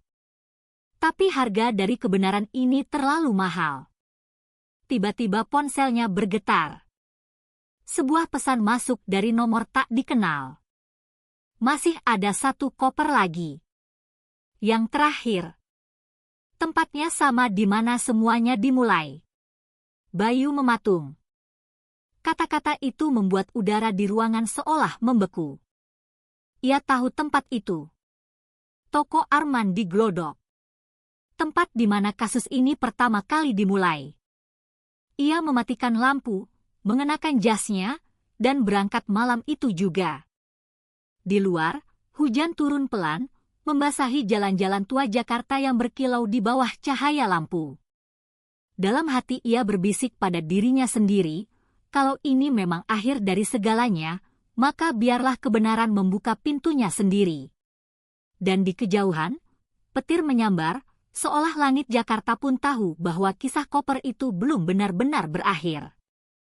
Malam di Glodok terasa lain dari biasanya. Langit berwarna kelabu, lampu jalan berkedip lemah, dan udara membawa aroma logam dari hujan yang baru saja berhenti. Komisaris Bayu berdiri di depan toko tua milik Arman Prasetyo. Bangunan itu masih ditutup dengan papan kayu yang lapuk. Catnya terkelupas dan jendela kacanya buram oleh debu. Namun di balik keheningan itu, ada sesuatu yang membuat hatinya berdebar. Ia menyalakan senter kecil dan melangkah masuk. Udara di dalam toko lembab dan dingin. Meja kasir masih di tempatnya. Dinding penuh noda waktu, dan rak-rak barang yang berdebu seolah menunggu seseorang kembali. Setiap langkah Bayu memantul di lantai semen yang retak. Ia terdiam sejenak, memandang sekitar, lalu berbisik pelan, Arman, aku kembali ke tempatmu. Semoga malam ini aku bisa menemukan jawaban terakhir yang kau tinggalkan. Ia mulai memeriksa bagian belakang toko, tempat yang dulu ditemukan jasad Arman. Namun kini lantainya sudah diperbaiki, bekas galian telah ditutup dengan semen baru. Tapi Bayu memperhatikan sesuatu yang aneh. Di salah satu sudut, ada sebuah ubin kecil yang warnanya sedikit berbeda. Ia berjongkok, menyorotkan senter ke arah ubin itu, lalu mengetuknya perlahan. Suaranya tidak padat, ada ruang kosong di bawahnya. Bayu menarik napas panjang. Ia mengeluarkan alat kecil dari tasnya, mencongkel tepi ubin itu dengan hati-hati. Perlahan, ubin itu terlepas, menampakkan sebuah celah sempit yang mengeluarkan udara lembab dan bau tanah. Dengan senter di tangan, ia menyorot ke dalam. Ada sebuah tangga logam tua yang menurun ke bawah. Tangga itu berkarat dan licin. Bayu ragu sejenak, tetapi suara di kepalanya kembali bergema, masih ada satu koper lagi. Yang terakhir. Ia menuruni tangga itu perlahan. Setiap langkah bergema di ruang bawah tanah yang sempit.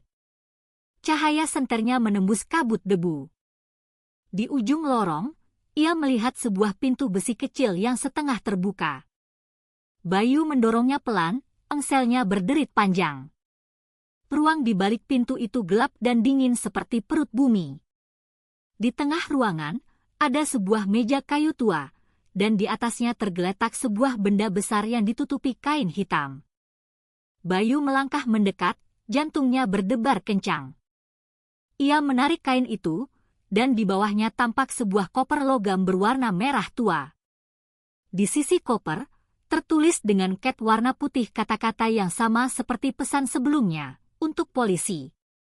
Ia tahu, setiap koper membawa rahasia baru dan kematian baru.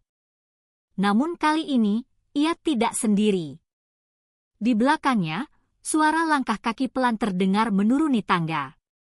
Ia berbalik cepat, menyorotkan senter. Sosok seorang wanita muncul dari kegelapan. Rina. Ia menatap Bayu dengan mata berkaca-kaca. Saya tahu Bapak akan datang ke sini, katanya lirih. Saya menemukan pesan terakhir Arman di dalam bingkai foto di rumah. Pesan itu mengatakan bahwa jika saya ingin tahu segalanya, saya harus kembali ke toko ini. Tapi tidak sendirian. Bayu mendekat. Kau seharusnya tidak di sini, Rina. Tempat ini berbahaya. Rina menatap koper itu. Saya tidak takut lagi, Pak. Selama ini saya hidup dalam ketakutan. Sekarang, saya hanya ingin tahu kebenarannya. Bayu mengangguk pelan. Ia menekan kunci koper itu. 3 angka di gemboknya sudah pudar, tapi di tepinya masih tampak goresan samar, 172. Ia memutarnya perlahan hingga terdengar bunyi, klik, kecil. Gembok terbuka. Mereka berdua menatap isi koper dengan napas tertahan. Di dalamnya tidak ada uang, tidak ada dokumen tebal, hanya satu benda, sebuah kamera tua dengan catatan kecil yang menempel di atasnya. Tulisan tangan Arman tampak jelas. Untuk mereka yang masih berani membuka mata, semua jawaban ada di dalam kamera ini. Bayu mengambil kamera itu, menyalakan baterainya dengan alat bantu yang ia bawa. Layar kecil menyala redup, dan ada satu file video di dalamnya. Ia menekan tombol putar. Gambar pertama menampilkan wajah Arman sendiri, duduk di ruang belakang toko ini. Suaranya terdengar lemah, namun jelas. Jika video ini ditemukan, berarti aku sudah tidak ada lagi. Aku tahu mereka akan datang untukku, tapi aku tidak akan membiarkan semuanya hilang begitu saja. Koper-koper itu hanyalah bagian dari cerita. Kebenaran yang sebenarnya mereka sembunyikan ada di dalam sistem, di orang-orang yang kalian percaya. Ia berhenti sejenak, menatap kamera dengan mata merah. Komisaris Bayu, kalau kau mendengar ini, percayalah bahwa mereka akan mencoba menghentikanmu juga. Tapi di balik semua ini, ada seseorang yang masih bisa kau percayai. Ia ada di antara kalian. Gambar bergoyang sedikit, lalu layar menjadi hitam. Bayu dan Rina saling menatap dalam diam. Di wajah Rina, air mata mengalir tanpa suara.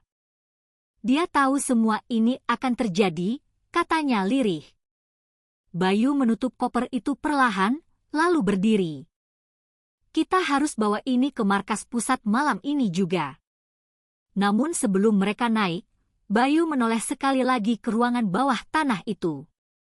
Ia merasakan sesuatu yang ganjil di dinding sebelah kanan. Ada sebuah papan kayu yang sedikit menonjol. Ia mengetuknya perlahan, dan di balik papan itu terdengar gema. Bayu menyingkirkannya. Di baliknya, terpasang sebuah kotak logam kecil dengan label yang nyaris terhapus. Tulisan itu hanya tinggal 2 huruf, Care. Bayu menatapnya lama. Mungkin ini bukan akhir, gumamnya pelan. Ia membawa kotak itu bersama kamera, lalu naik ke tangga dengan hati berat. Di atas, hujan kembali turun, menimbulkan suara gemuruh di atap seng tua toko. Rina menatap langit dan berbisik pelan, "Mas Arman, rahasiamu akan kami jaga. Tapi kami juga akan memastikan semua orang tahu apa yang telah kau temukan." Bayu menatap ke jalan kosong di luar, lalu menutup pintu toko itu perlahan. Di balik suara hujan dan cahaya lampu yang bergetar, hatinya tahu malam ini hanyalah awal dari babak baru dalam misteri yang belum selesai. Subuh baru saja menyingkap langit Jakarta ketika Bayu tiba di gedung kepolisian pusat. Mobilnya berhenti di halaman belakang, tempat yang jarang dilewati orang. Ia turun dengan langkah berat, membawa koper merah dan kotak kecil bertuliskan "KR" di tangannya. Hujan semalam masih meninggalkan genangan di aspal, dan udara lembab menusuk kulit. Di ruang penyimpanan barang bukti, seorang petugas muda menyambutnya. "Selamat pagi, Pak Komisaris. Sudah lama Bapak tidak terlihat di sini." Bayu hanya mengangguk. "Ini penting. Pastikan ruangan ini terkunci ganda. Tidak ada yang boleh menyentuh koper ini tanpa izin saya." Setelah koper disimpan, Bayu melangkah menuju ruangannya. Rina sudah menunggu di sana, duduk dengan wajah lelah tapi tenang. "Terima kasih sudah menemaniku semalam," ucap Bayu sambil menuangkan 2 cangkir kopi hitam. Rina tersenyum tipis. "Saya hanya melakukan apa yang seharusnya saya lakukan, Pak. Mas Arman pasti ingin saya sampai di titik ini." Bayu menatap layar komputer di depannya. Ia memasukkan rekaman dari kamera yang ditemukan di koper. Gambar Arman yang berbicara kembali muncul. Kali ini, dalam resolusi yang lebih jelas, sesuatu yang baru tampak di latar belakang, sebuah kalender tua tergantung di dinding dengan tanda bulat merah di tanggal 7 Mei. Tanggal itu, bisik Bayu, adalah hari di mana koper pertama ditemukan. Arman sudah tahu jauh sebelumnya. Sebelum ia sempat berpikir lebih jauh, telepon di mejanya berdering. Ia mengangkatnya. Suara di seberang terdengar berat dan tegas. "Bayu, ini Surya. Aku baru saja menerima laporan bahwa kau membawa barang bukti baru tanpa prosedur resmi. Serahkan koper itu ke tim pusat sekarang juga." Bayu terdiam sejenak. "Dengan segala hormat, Jenderal, barang itu belum diverifikasi. Saya ingin memastikan isinya aman sebelum diserahkan." Suara Surya meninggi. "Tidak ada alasan. Serahkan koper itu sekarang." "Itu perintah." Telepon terputus. Bayu memejamkan mata. Ia tahu, sejak video terakhir terbuka dan wajah Surya terlihat di dalamnya, situasi telah berubah. Ancaman kini datang dari dalam institusi yang seharusnya menegakkan hukum. Sore harinya, 2 mobil hitam berhenti di halaman belakang. 4 pria berpakaian sipil turun, menunjukkan tanda pengenal resmi. Mereka mengatakan datang untuk mengambil barang bukti atas perintah Jenderal Surya. Bayu melangkah perlahan, menatap koper yang diletakkan di atas meja baja. Ia bertanya dengan suara tenang, "Siapa nama kalian?" Pria tertua menjawab dengan cepat, "Kami dari Unit Khusus Investigasi Internal, Pak. Mohon koper diserahkan sekarang." Bayu memperhatikan tanda pengenal mereka, huruf-huruf kecil di pojok kartu tampak kabur seperti salinan palsu. Ia menarik napas dalam. "Maaf, tapi tanpa surat resmi bermaterai, barang bukti ini tidak akan keluar dari ruangan ini." Pria itu menatap dingin, lalu tersenyum kaku. "Kalau begitu, kami akan laporkan Bapak atas tuduhan menghalangi penyelidikan." Setelah mereka pergi, Bayu mengunci semua pintu dan menghubungi 2 rekannya yang masih ia percayai, Sersan Damar dan Inspektur Raffi. "Kita harus memindahkan koper itu malam ini," katanya pelan. "Aku tidak yakin markas ini lagi aman." Malamnya, 3 orang itu membawa koper merah dan kotak, KR, ke ruang bawah tanah tempat penyimpanan data rahasia. Damar mengawasi pintu sementara Raffi membantu menyiapkan kamera dokumentasi. Bayu membuka koper perlahan, memastikan isinya masih utuh. Kamera Arman masih di tempatnya, tapi ada sesuatu yang aneh. Kotak, KR, yang tadi tertutup kini terbuka sedikit, seolah seseorang telah menyentuhnya. Ia menatap Damar. "Kau membuka kotak ini?" Damar menggeleng cepat. "Tidak, Pak.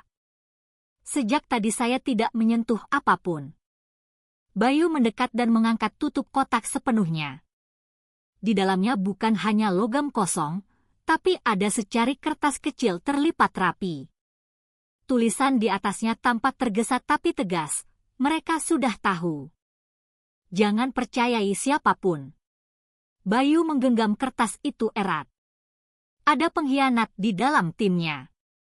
Rina, yang datang kemudian, mendapati Bayu duduk sendirian di depan koper. "Pak, apa yang akan Bapak lakukan sekarang?" Bayu menjawab pelan, "Aku akan lakukan apa yang seharusnya dilakukan Arman sejak awal, menyerahkan semuanya kepada pihak yang benar-benar bersih." Rina menatapnya khawatir. "Apakah Bapak yakin orang itu masih ada?"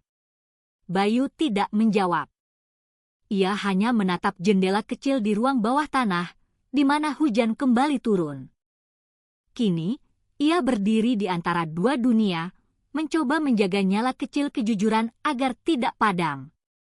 Menjelang tengah malam, Bayu meninggalkan markas melalui pintu belakang, membawa koper merah yang telah ia bungkus dengan kain hitam. Mobilnya melaju perlahan di jalan kosong menuju gedung lembaga anti korupsi di Kuningan. Di kursi samping, Rina menggenggam tangan Bayu erat. "Apapun yang terjadi," kata Rina dengan suara bergetar, "jangan biarkan mereka mengambil lagi yang bukan milik mereka." Bayu menatap jalan yang basah di depan. "Tidak, Rina. Tidak kali ini." Dan di balik kaca mobil yang diselimuti hujan, lampu-lampu kota Jakarta berpendar seperti cahaya harapan yang enggan padam di tengah gelapnya malam. Malam di Jakarta terasa sepi dan basah. Lampu jalan memantul di aspal yang licin, menciptakan kilau kekuningan seperti garis cahaya yang menuntun mobil hitam kecil milik Bayu melaju pelan. Di kursi depan, Rina duduk diam, menggenggam tas kecil berisi dokumen cadangan dari koper merah. Udara di dalam mobil terasa berat. Bayu menatap jam di dashboard. Hampir tengah malam. "Kita sudah dekat," katanya pelan. Gedung komisi ada di depan, setelah 2 persimpangan lagi. Rina menelan ludah perlahan. Ia tahu perjalanan ini mungkin menjadi perjalanan terakhir mereka berdua. Tiba-tiba, dari arah belakang, 2 sorot lampu terang muncul dengan cepat. Sebuah mobil sedan hitam mendekat tanpa suara, lalu berhenti sejajar di samping mereka. Bayu sempat melirik dan dalam sekejap mata, ia melihat wajah pria berambut pendek di balik kaca. Wajah itu tidak asing. Ia adalah salah satu anggota unit internal yang pagi tadi datang ke markas. "Pegang erat," kata Bayu cepat. Mobil hitam itu menabrak sisi kanan mereka dengan keras. Rina menjerit kecil. Ban mobil berdecit di aspal basah. Bayu memutar setir, mencoba mengendalikan arah. Tapi dari depan, sebuah van meluncur menutup jalan. Mereka terjebak. Bayu menekan rem keras, lalu mematikan lampu utama. Hujan turun semakin deras. Dalam kegelapan, ia mendengar langkah kaki mendekat. "Sembunyikan tas itu," bisiknya. Rina memeluk tas ke dadanya, matanya bergetar takut. Pintu mobil dibuka paksa. 2 pria berpakaian gelap menarik Bayu keluar. Ia melawan sekuat tenaga, tapi salah satu dari mereka memukulnya dengan benda keras di bahu. Dalam kekacauan itu, ia berteriak, "Rina, lari!" Wanita itu menunduk, berlari ke arah trotoar basah dengan tas di tangan. Satu tembakan peringatan terdengar di udara. Rina berhenti, tubuhnya gemetar. Terus lari, teriak Bayu. Namun dari arah lain, seorang pria muncul dan menarik tas dari tangannya dengan kasar. Rina jatuh ke tanah, menangis. Bayu menubruk salah satu penyerang, merebut pistolnya, tapi jumlah mereka terlalu banyak. Seseorang memukul bagian belakang kepalanya. Dunia berputar, dan segalanya menjadi gelap. Ketika ia sadar, langit sudah mulai terang. Ia terbaring di tepi jalan dekat jalan layang Kuningan. Bajunya basah oleh hujan, kepalanya berdenyut, dan darah mengalir dari pelipisnya. Ia menatap sekeliling, tapi Rina tidak ada. Mobilnya pun hilang. Bayu bangkit perlahan, berjalan tertatih ke pos polisi kecil di ujung jalan.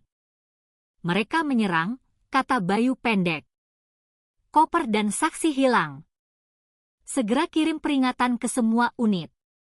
Dalam pikirannya, wajah Rina muncul, disertai suara tembakan dan hujan. Ia ingat satu kalimat yang sempat ia dengar dari salah satu penyerang, segera kirim ke pelabuhan. Perintah dari atasan. Pelabuhan. Kata itu membuat jantungnya berdetak lebih cepat. Ia tahu ada gudang pelabuhan lama di Jakarta Utara yang sering digunakan untuk penyelundupan. Jika koper itu dibawa ke sana, maka waktu mereka hampir habis. Bayu berdiri. Saya butuh mobil. Sekarang juga. Beberapa jam kemudian, matahari mulai naik.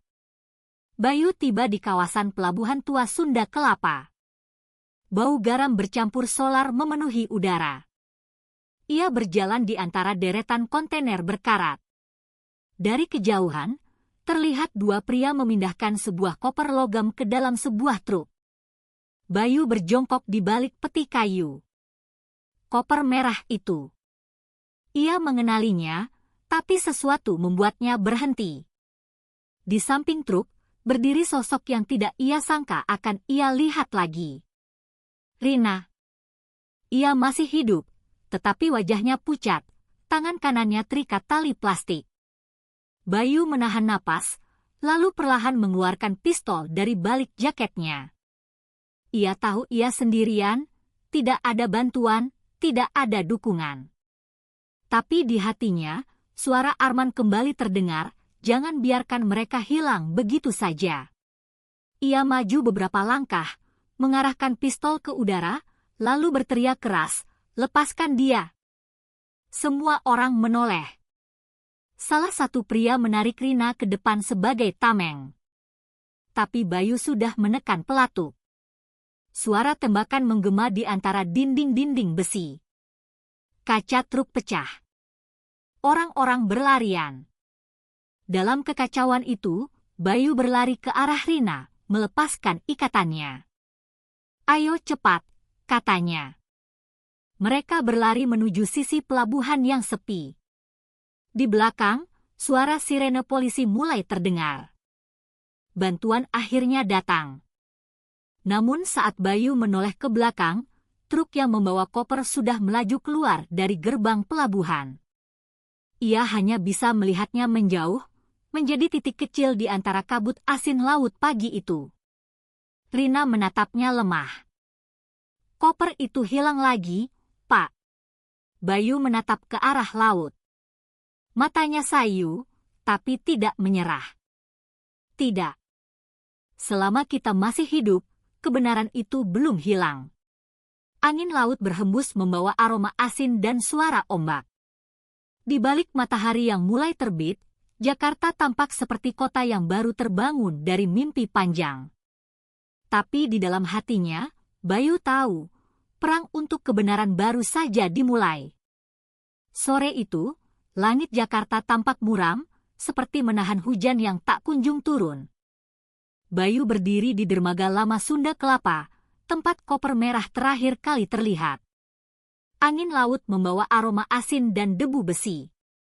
Di tangannya, Bayu memegang foto buram hasil tangkapan kamera pengawas pelabuhan. Dalam foto itu, tampak sebuah truk hitam yang membawa koper dengan nomor plat yang sebagian tertutup lumpur. Nomor ini tidak resmi. Plat palsu, gumamnya pelan. Rina, yang berdiri di sampingnya, menatap ke arah laut dengan mata lelah. Pak, kalau mereka sudah membawa koper itu keluar kota, apa masih bisa kita temukan?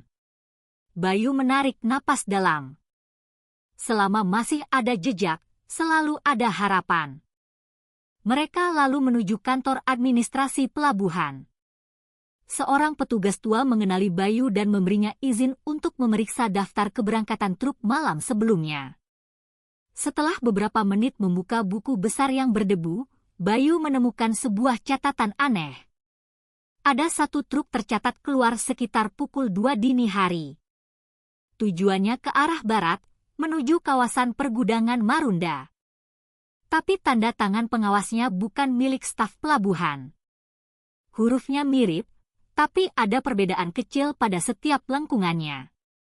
Bayu menatap tanda tangan itu tajam. Ini dipalsukan. Mereka menutup jejak dengan sangat rapi. Malamnya, Bayu dan Rina menyusuri jalan pelabuhan menuju Marunda. Lampu kendaraan menembus kabut tipis, menciptakan cahaya samar di antara gudang-gudang tua.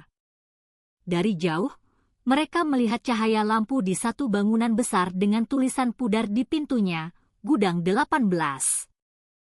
Bayu mematikan mesin mobil dan berbisik, "Kita lihat dari dekat." Mereka berjalan pelan, menyelinap di antara peti kemas dan tumpukan tong baja. Dari balik celah dinding, Bayu melihat 3 orang pria membawa koper merah ke dalam sebuah ruangan.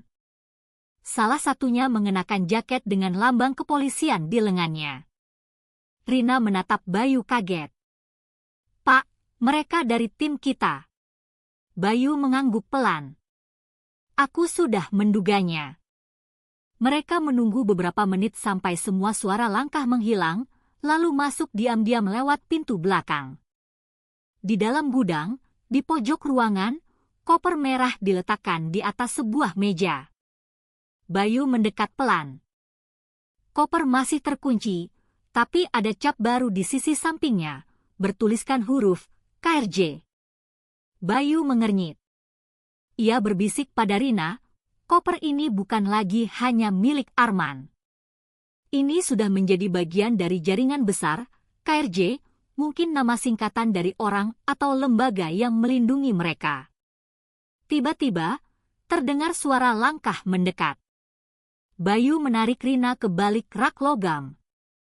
2 pria masuk, berbicara dengan suara rendah.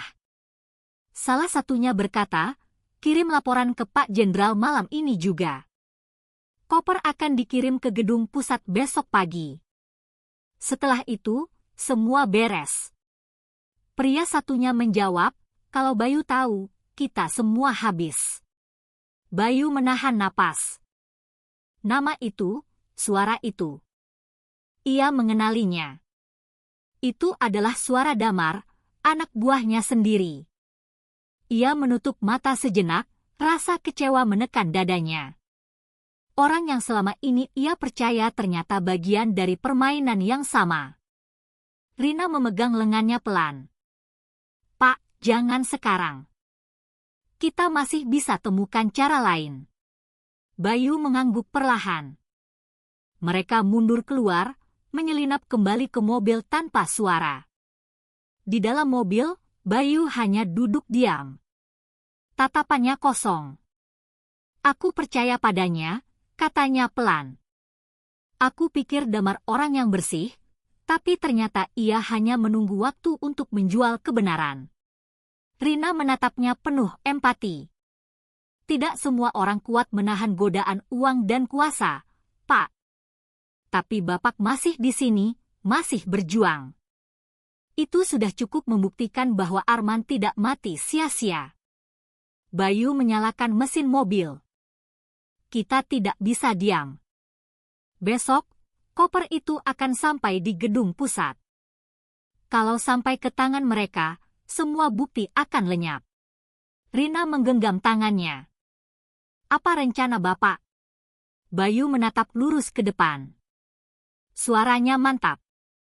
Kita akan lebih dulu sampai di sana. Fajar mulai muncul di ufuk timur ketika mobil mereka meninggalkan kawasan pelabuhan. Jalanan masih basah dan sepi.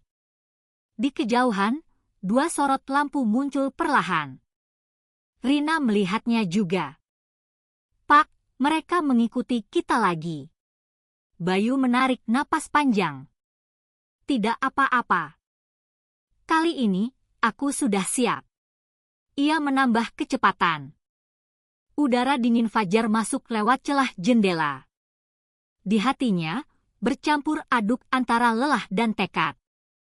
Ia tahu jalan yang ia pilih mungkin tidak akan berakhir dengan kemenangan, tapi ia juga tahu kebenaran tidak boleh berhenti di tengah jalan. Rina menatap langit yang mulai terang. Kalau semua ini berakhir, apa yang akan Bapak lakukan? Bayu tersenyum tipis. Mungkin aku akan membuka toko kecil seperti Arman, menjual barang-barang sederhana, dan hidup tenang. Tapi sebelum itu, aku harus pastikan koper ini tidak hilang lagi. Mobil terus melaju menembus kabut pagi, meninggalkan pelabuhan dan semua rahasianya di belakang. Tapi Bayu tahu, di balik cahaya mentari yang mulai muncul, masih ada bayangan panjang yang menunggu mereka di depan. Pagi itu, Jakarta masih diselimuti kabut tipis. Mobil Bayu berhenti di depan gedung pusat kepolisian. Bangunan besar berlapis kaca itu memantulkan cahaya matahari pertama. Ia turun pelan, membawa koper merah di tangan. Rina ikut di belakang. Wajahnya pucat, tapi matanya mantap. Hari ini, pikir Bayu, semuanya akan berakhir. Entah dengan kebenaran yang muncul, atau dengan darah yang tumpah. Saat ia hampir sampai di depan ruang arsip di lantai 6, pintu lift di belakang terbuka. 3 orang keluar, dan di antara mereka, Bayu melihat wajah yang ia kenal. Damar. Pria muda itu berdiri tegak, tapi matanya menghindari tatapan Bayu. Kau kesini untuk apa, Damar? Tanya Bayu. Damar tersenyum kaku. Saya diperintahkan untuk memastikan barang bukti diserahkan langsung ke Jenderal Surya. Bayu menggeleng pelan. Tidak ada perintah seperti itu. Suara Damar berubah dingin. Perintah datang dari atas, Pak. Bukan dari Bapak lagi. Lorong mendadak sunyi. Bayu menatap anak buahnya itu lama. Akhirnya ia berkata pelan, kau dijanjikan apa, Damar? Uang, pangkat, atau kebebasan? Damar menunduk. Kadang kita tidak punya pilihan, Pak. Beberapa kebenaran terlalu mahal untuk dibayar dengan nyawa. Tiba-tiba, suara tembakan meledak dari ujung lorong. Peluru menghantam dinding, membuat Rina menjerit dan bersembunyi. 2 pria berpakaian hitam muncul, menodongkan senjata ke arah Bayu. Ia segera menarik Rina ke samping dan membalas tembakan. Salah satu penyerang jatuh. Damar mundur panik. Dalam kekacauan itu, ia meraih koper merah dan berlari menuju lift. Bayu melihatnya dan mengejar lewat tangga darurat. Di lantai 2, pintu lift terbuka. Damar berlari keluar. Bayu menerjangnya dari samping. Mereka bergulat keras di lantai dingin. Koper terlepas dan terguling. Berhenti, Damar. Ini belum terlambat. Damar menatapnya dengan mata merah. Terlambat, Pak. Mereka sudah terlalu dalam. Bapak tidak akan bisa menang. Tiba-tiba, Damar menarik pisau kecil dari pinggangnya. Bayu menangkis, tapi bilahnya menggores lengannya. Darah mengalir. Bayu mendorong Damar keras hingga tubuhnya menabrak dinding. Pisau itu terlepas. Bayu menatapnya lama. Kau masih punya pilihan, Nak. Damar menunduk, terengah. Saya tidak tahu lagi mana yang benar, Pak. Mereka bilang semua ini demi negara. Bayu menggeleng. Negara tidak butuh darah orang jujur untuk tetap berdiri. Damar terdiam. Di matanya tampak penyesalan. Tapi sebelum ia sempat berkata apa-apa, dua pria berpakaian jas masuk dengan cepat, salah satunya membawa pistol. Bayu berdiri menghadang. Menyerahlah, komisaris. Koper itu milik negara. Bayu menjawab serak, koper ini milik kebenaran, dan kebenaran tidak bisa dimiliki siapapun. Ia menendang koper ke arah Rina yang tiba-tiba muncul dari belakang pilar. Rina, lari! Rina berlari sekuat tenaga menuju tangga darurat sambil membawa koper. Pria berpistol menembak, tapi peluru hanya mengenai dinding. Bayu menubruknya, merebut senjata, lalu menembak lampu langit-langit hingga ruangan menjadi gelap.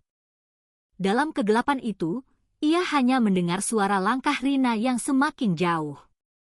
Beberapa menit kemudian, Bayu berdiri di tengah lorong. Darah menetes dari lengannya. Damar duduk di pojok, wajahnya pucat. Pak, bisiknya lemah, saya tidak sangka akan sejauh ini. Bayu berlutut di depannya. Masih ada waktu, Damar. Kau bisa bantu aku akhiri semua ini. Damar mengangguk pelan. Air matanya jatuh. Saya tahu kemana mereka akan membawa koper itu kalau gagal.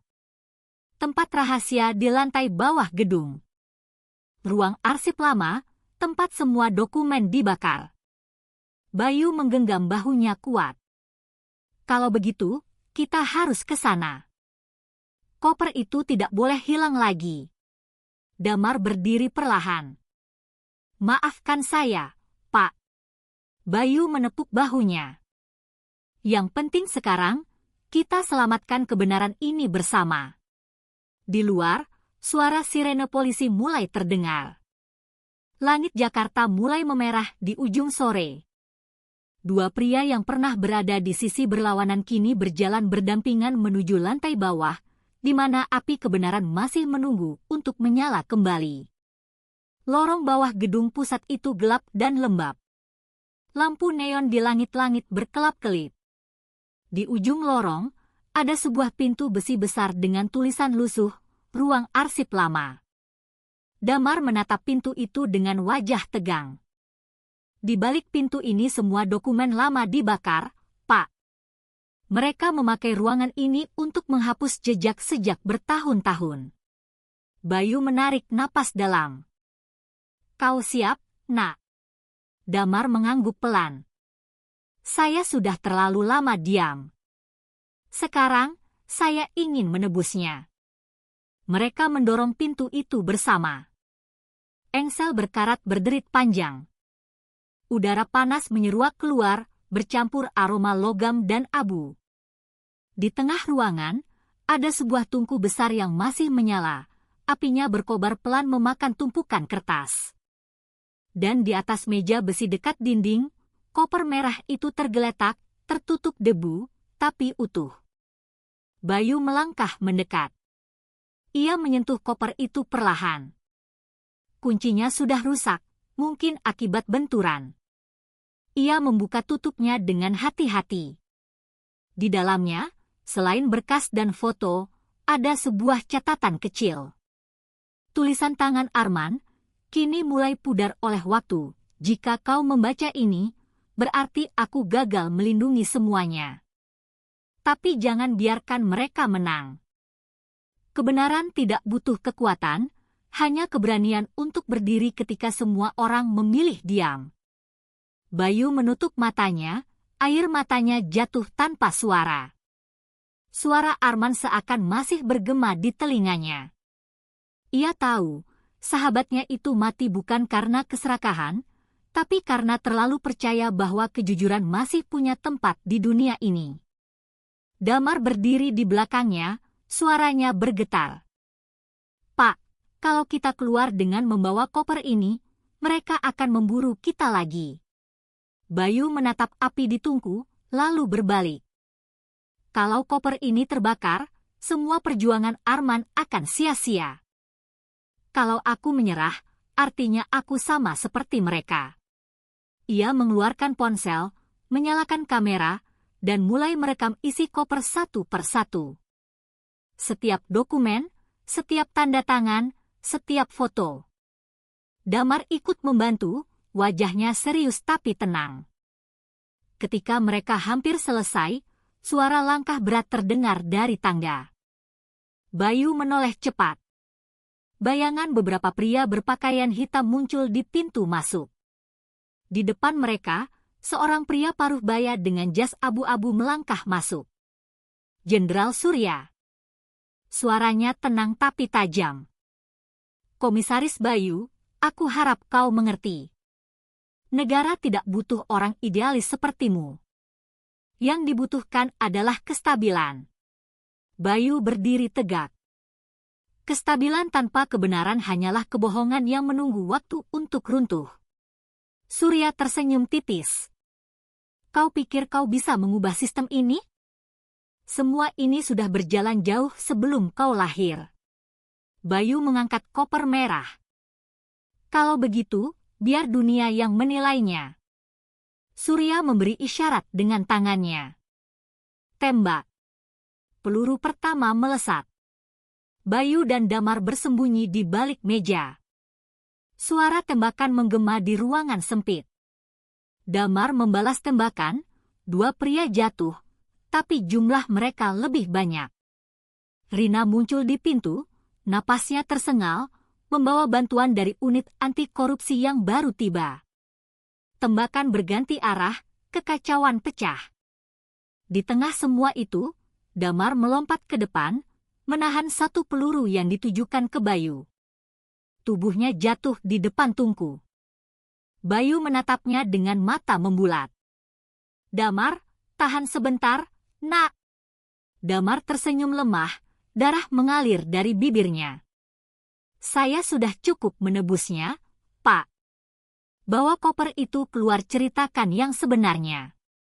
Ia menutup mata dengan damai. Bayu menggigit bibir, matanya merah. Ia meraih koper itu, lalu berlari menembus asap dan kobaran api. Rina menutupi jalannya sambil menembak ke arah belakang. Ketika mereka mencapai tangga darurat, suara ledakan terdengar dari bawah. Ruang arsip meledak, memuntahkan asap tebal ke seluruh lorong. Mereka terus berlari keluar dari gedung yang kini diliputi sirene dan teriakan. Bayu jatuh berlutut di halaman depan, memeluk koper merah yang hangus di sisi luar tapi masih tertutup rapat. Helikopter media sudah berdengung di atas. Rina duduk di tanah, menangis. Pak, kita berhasil. Bayu menatap langit yang mulai cerah di atas gedung yang masih terbakar. Tidak, Rina. Perjuangan belum selesai. Tapi hari ini, kebenaran sudah keluar dari bawah tanah. Itu sudah cukup. Beberapa bulan kemudian, berita tentang kasus koper merah memenuhi seluruh media nasional. Video rekaman Bayu tentang isi koper menjadi bukti utama. Puluhan pejabat tinggi, termasuk Jenderal Surya, ditangkap. Nama Arman Prasetyo dibersihkan. Ia disebut sebagai pahlawan yang berani melawan sistem busuk dari dalam. Di halaman kantor polisi yang baru direnovasi, diadakan upacara kecil. Bayu berdiri di depan sebuah tugu peringatan sederhana, bertuliskan, untuk mereka yang memilih kebenaran, meski harus kehilangan segalanya. Rina berdiri di sampingnya, membawa bunga putih. Pak, setelah semua ini, apa Bapak akan berhenti? Bayu menatap jauh ke langit biru Jakarta. Tidak. Aku hanya akan berjalan lebih pelan, tapi aku tidak akan berhenti. Selama masih ada orang yang berani bertanya di mana kebenaran berada, aku akan menjawabnya. Ia meletakkan bunga di depan tugu, lalu membuka telapak tangan. Di sana, Sebuah liontin kecil dengan inisial AP berkilau terkena sinar matahari. Bayu tersenyum. Istirahatlah, Arman. Kita sudah menepati janji. Beberapa tahun kemudian, seorang jurnalis muda mengetuk pintu sebuah rumah kecil di pinggiran kota. Bayu, yang kini sudah beruban, duduk di kursi bambu di beranda. Ia menatap tamunya dengan ramah. Bapak Bayu, saya sedang menulis buku tentang kasus koper merah. Orang-orang ingin tahu apa yang sebenarnya terjadi setelah itu. Bayu terdiam sejenak, lalu tersenyum. Yang terjadi setelah itu sederhana. Dunia terus berjalan. Tapi sebagian orang belajar bahwa kejujuran tidak bisa dimatikan. Ia memandang ke langit yang perlahan berubah warna senja. Setiap generasi akan punya koper merah, mereka sendiri, anak muda. Yang penting, jangan takut membukanya. Karena di dalamnya, selalu ada kebenaran yang menunggu untuk ditemukan. Angin sore berhembus lembut, membawa aroma laut yang jauh.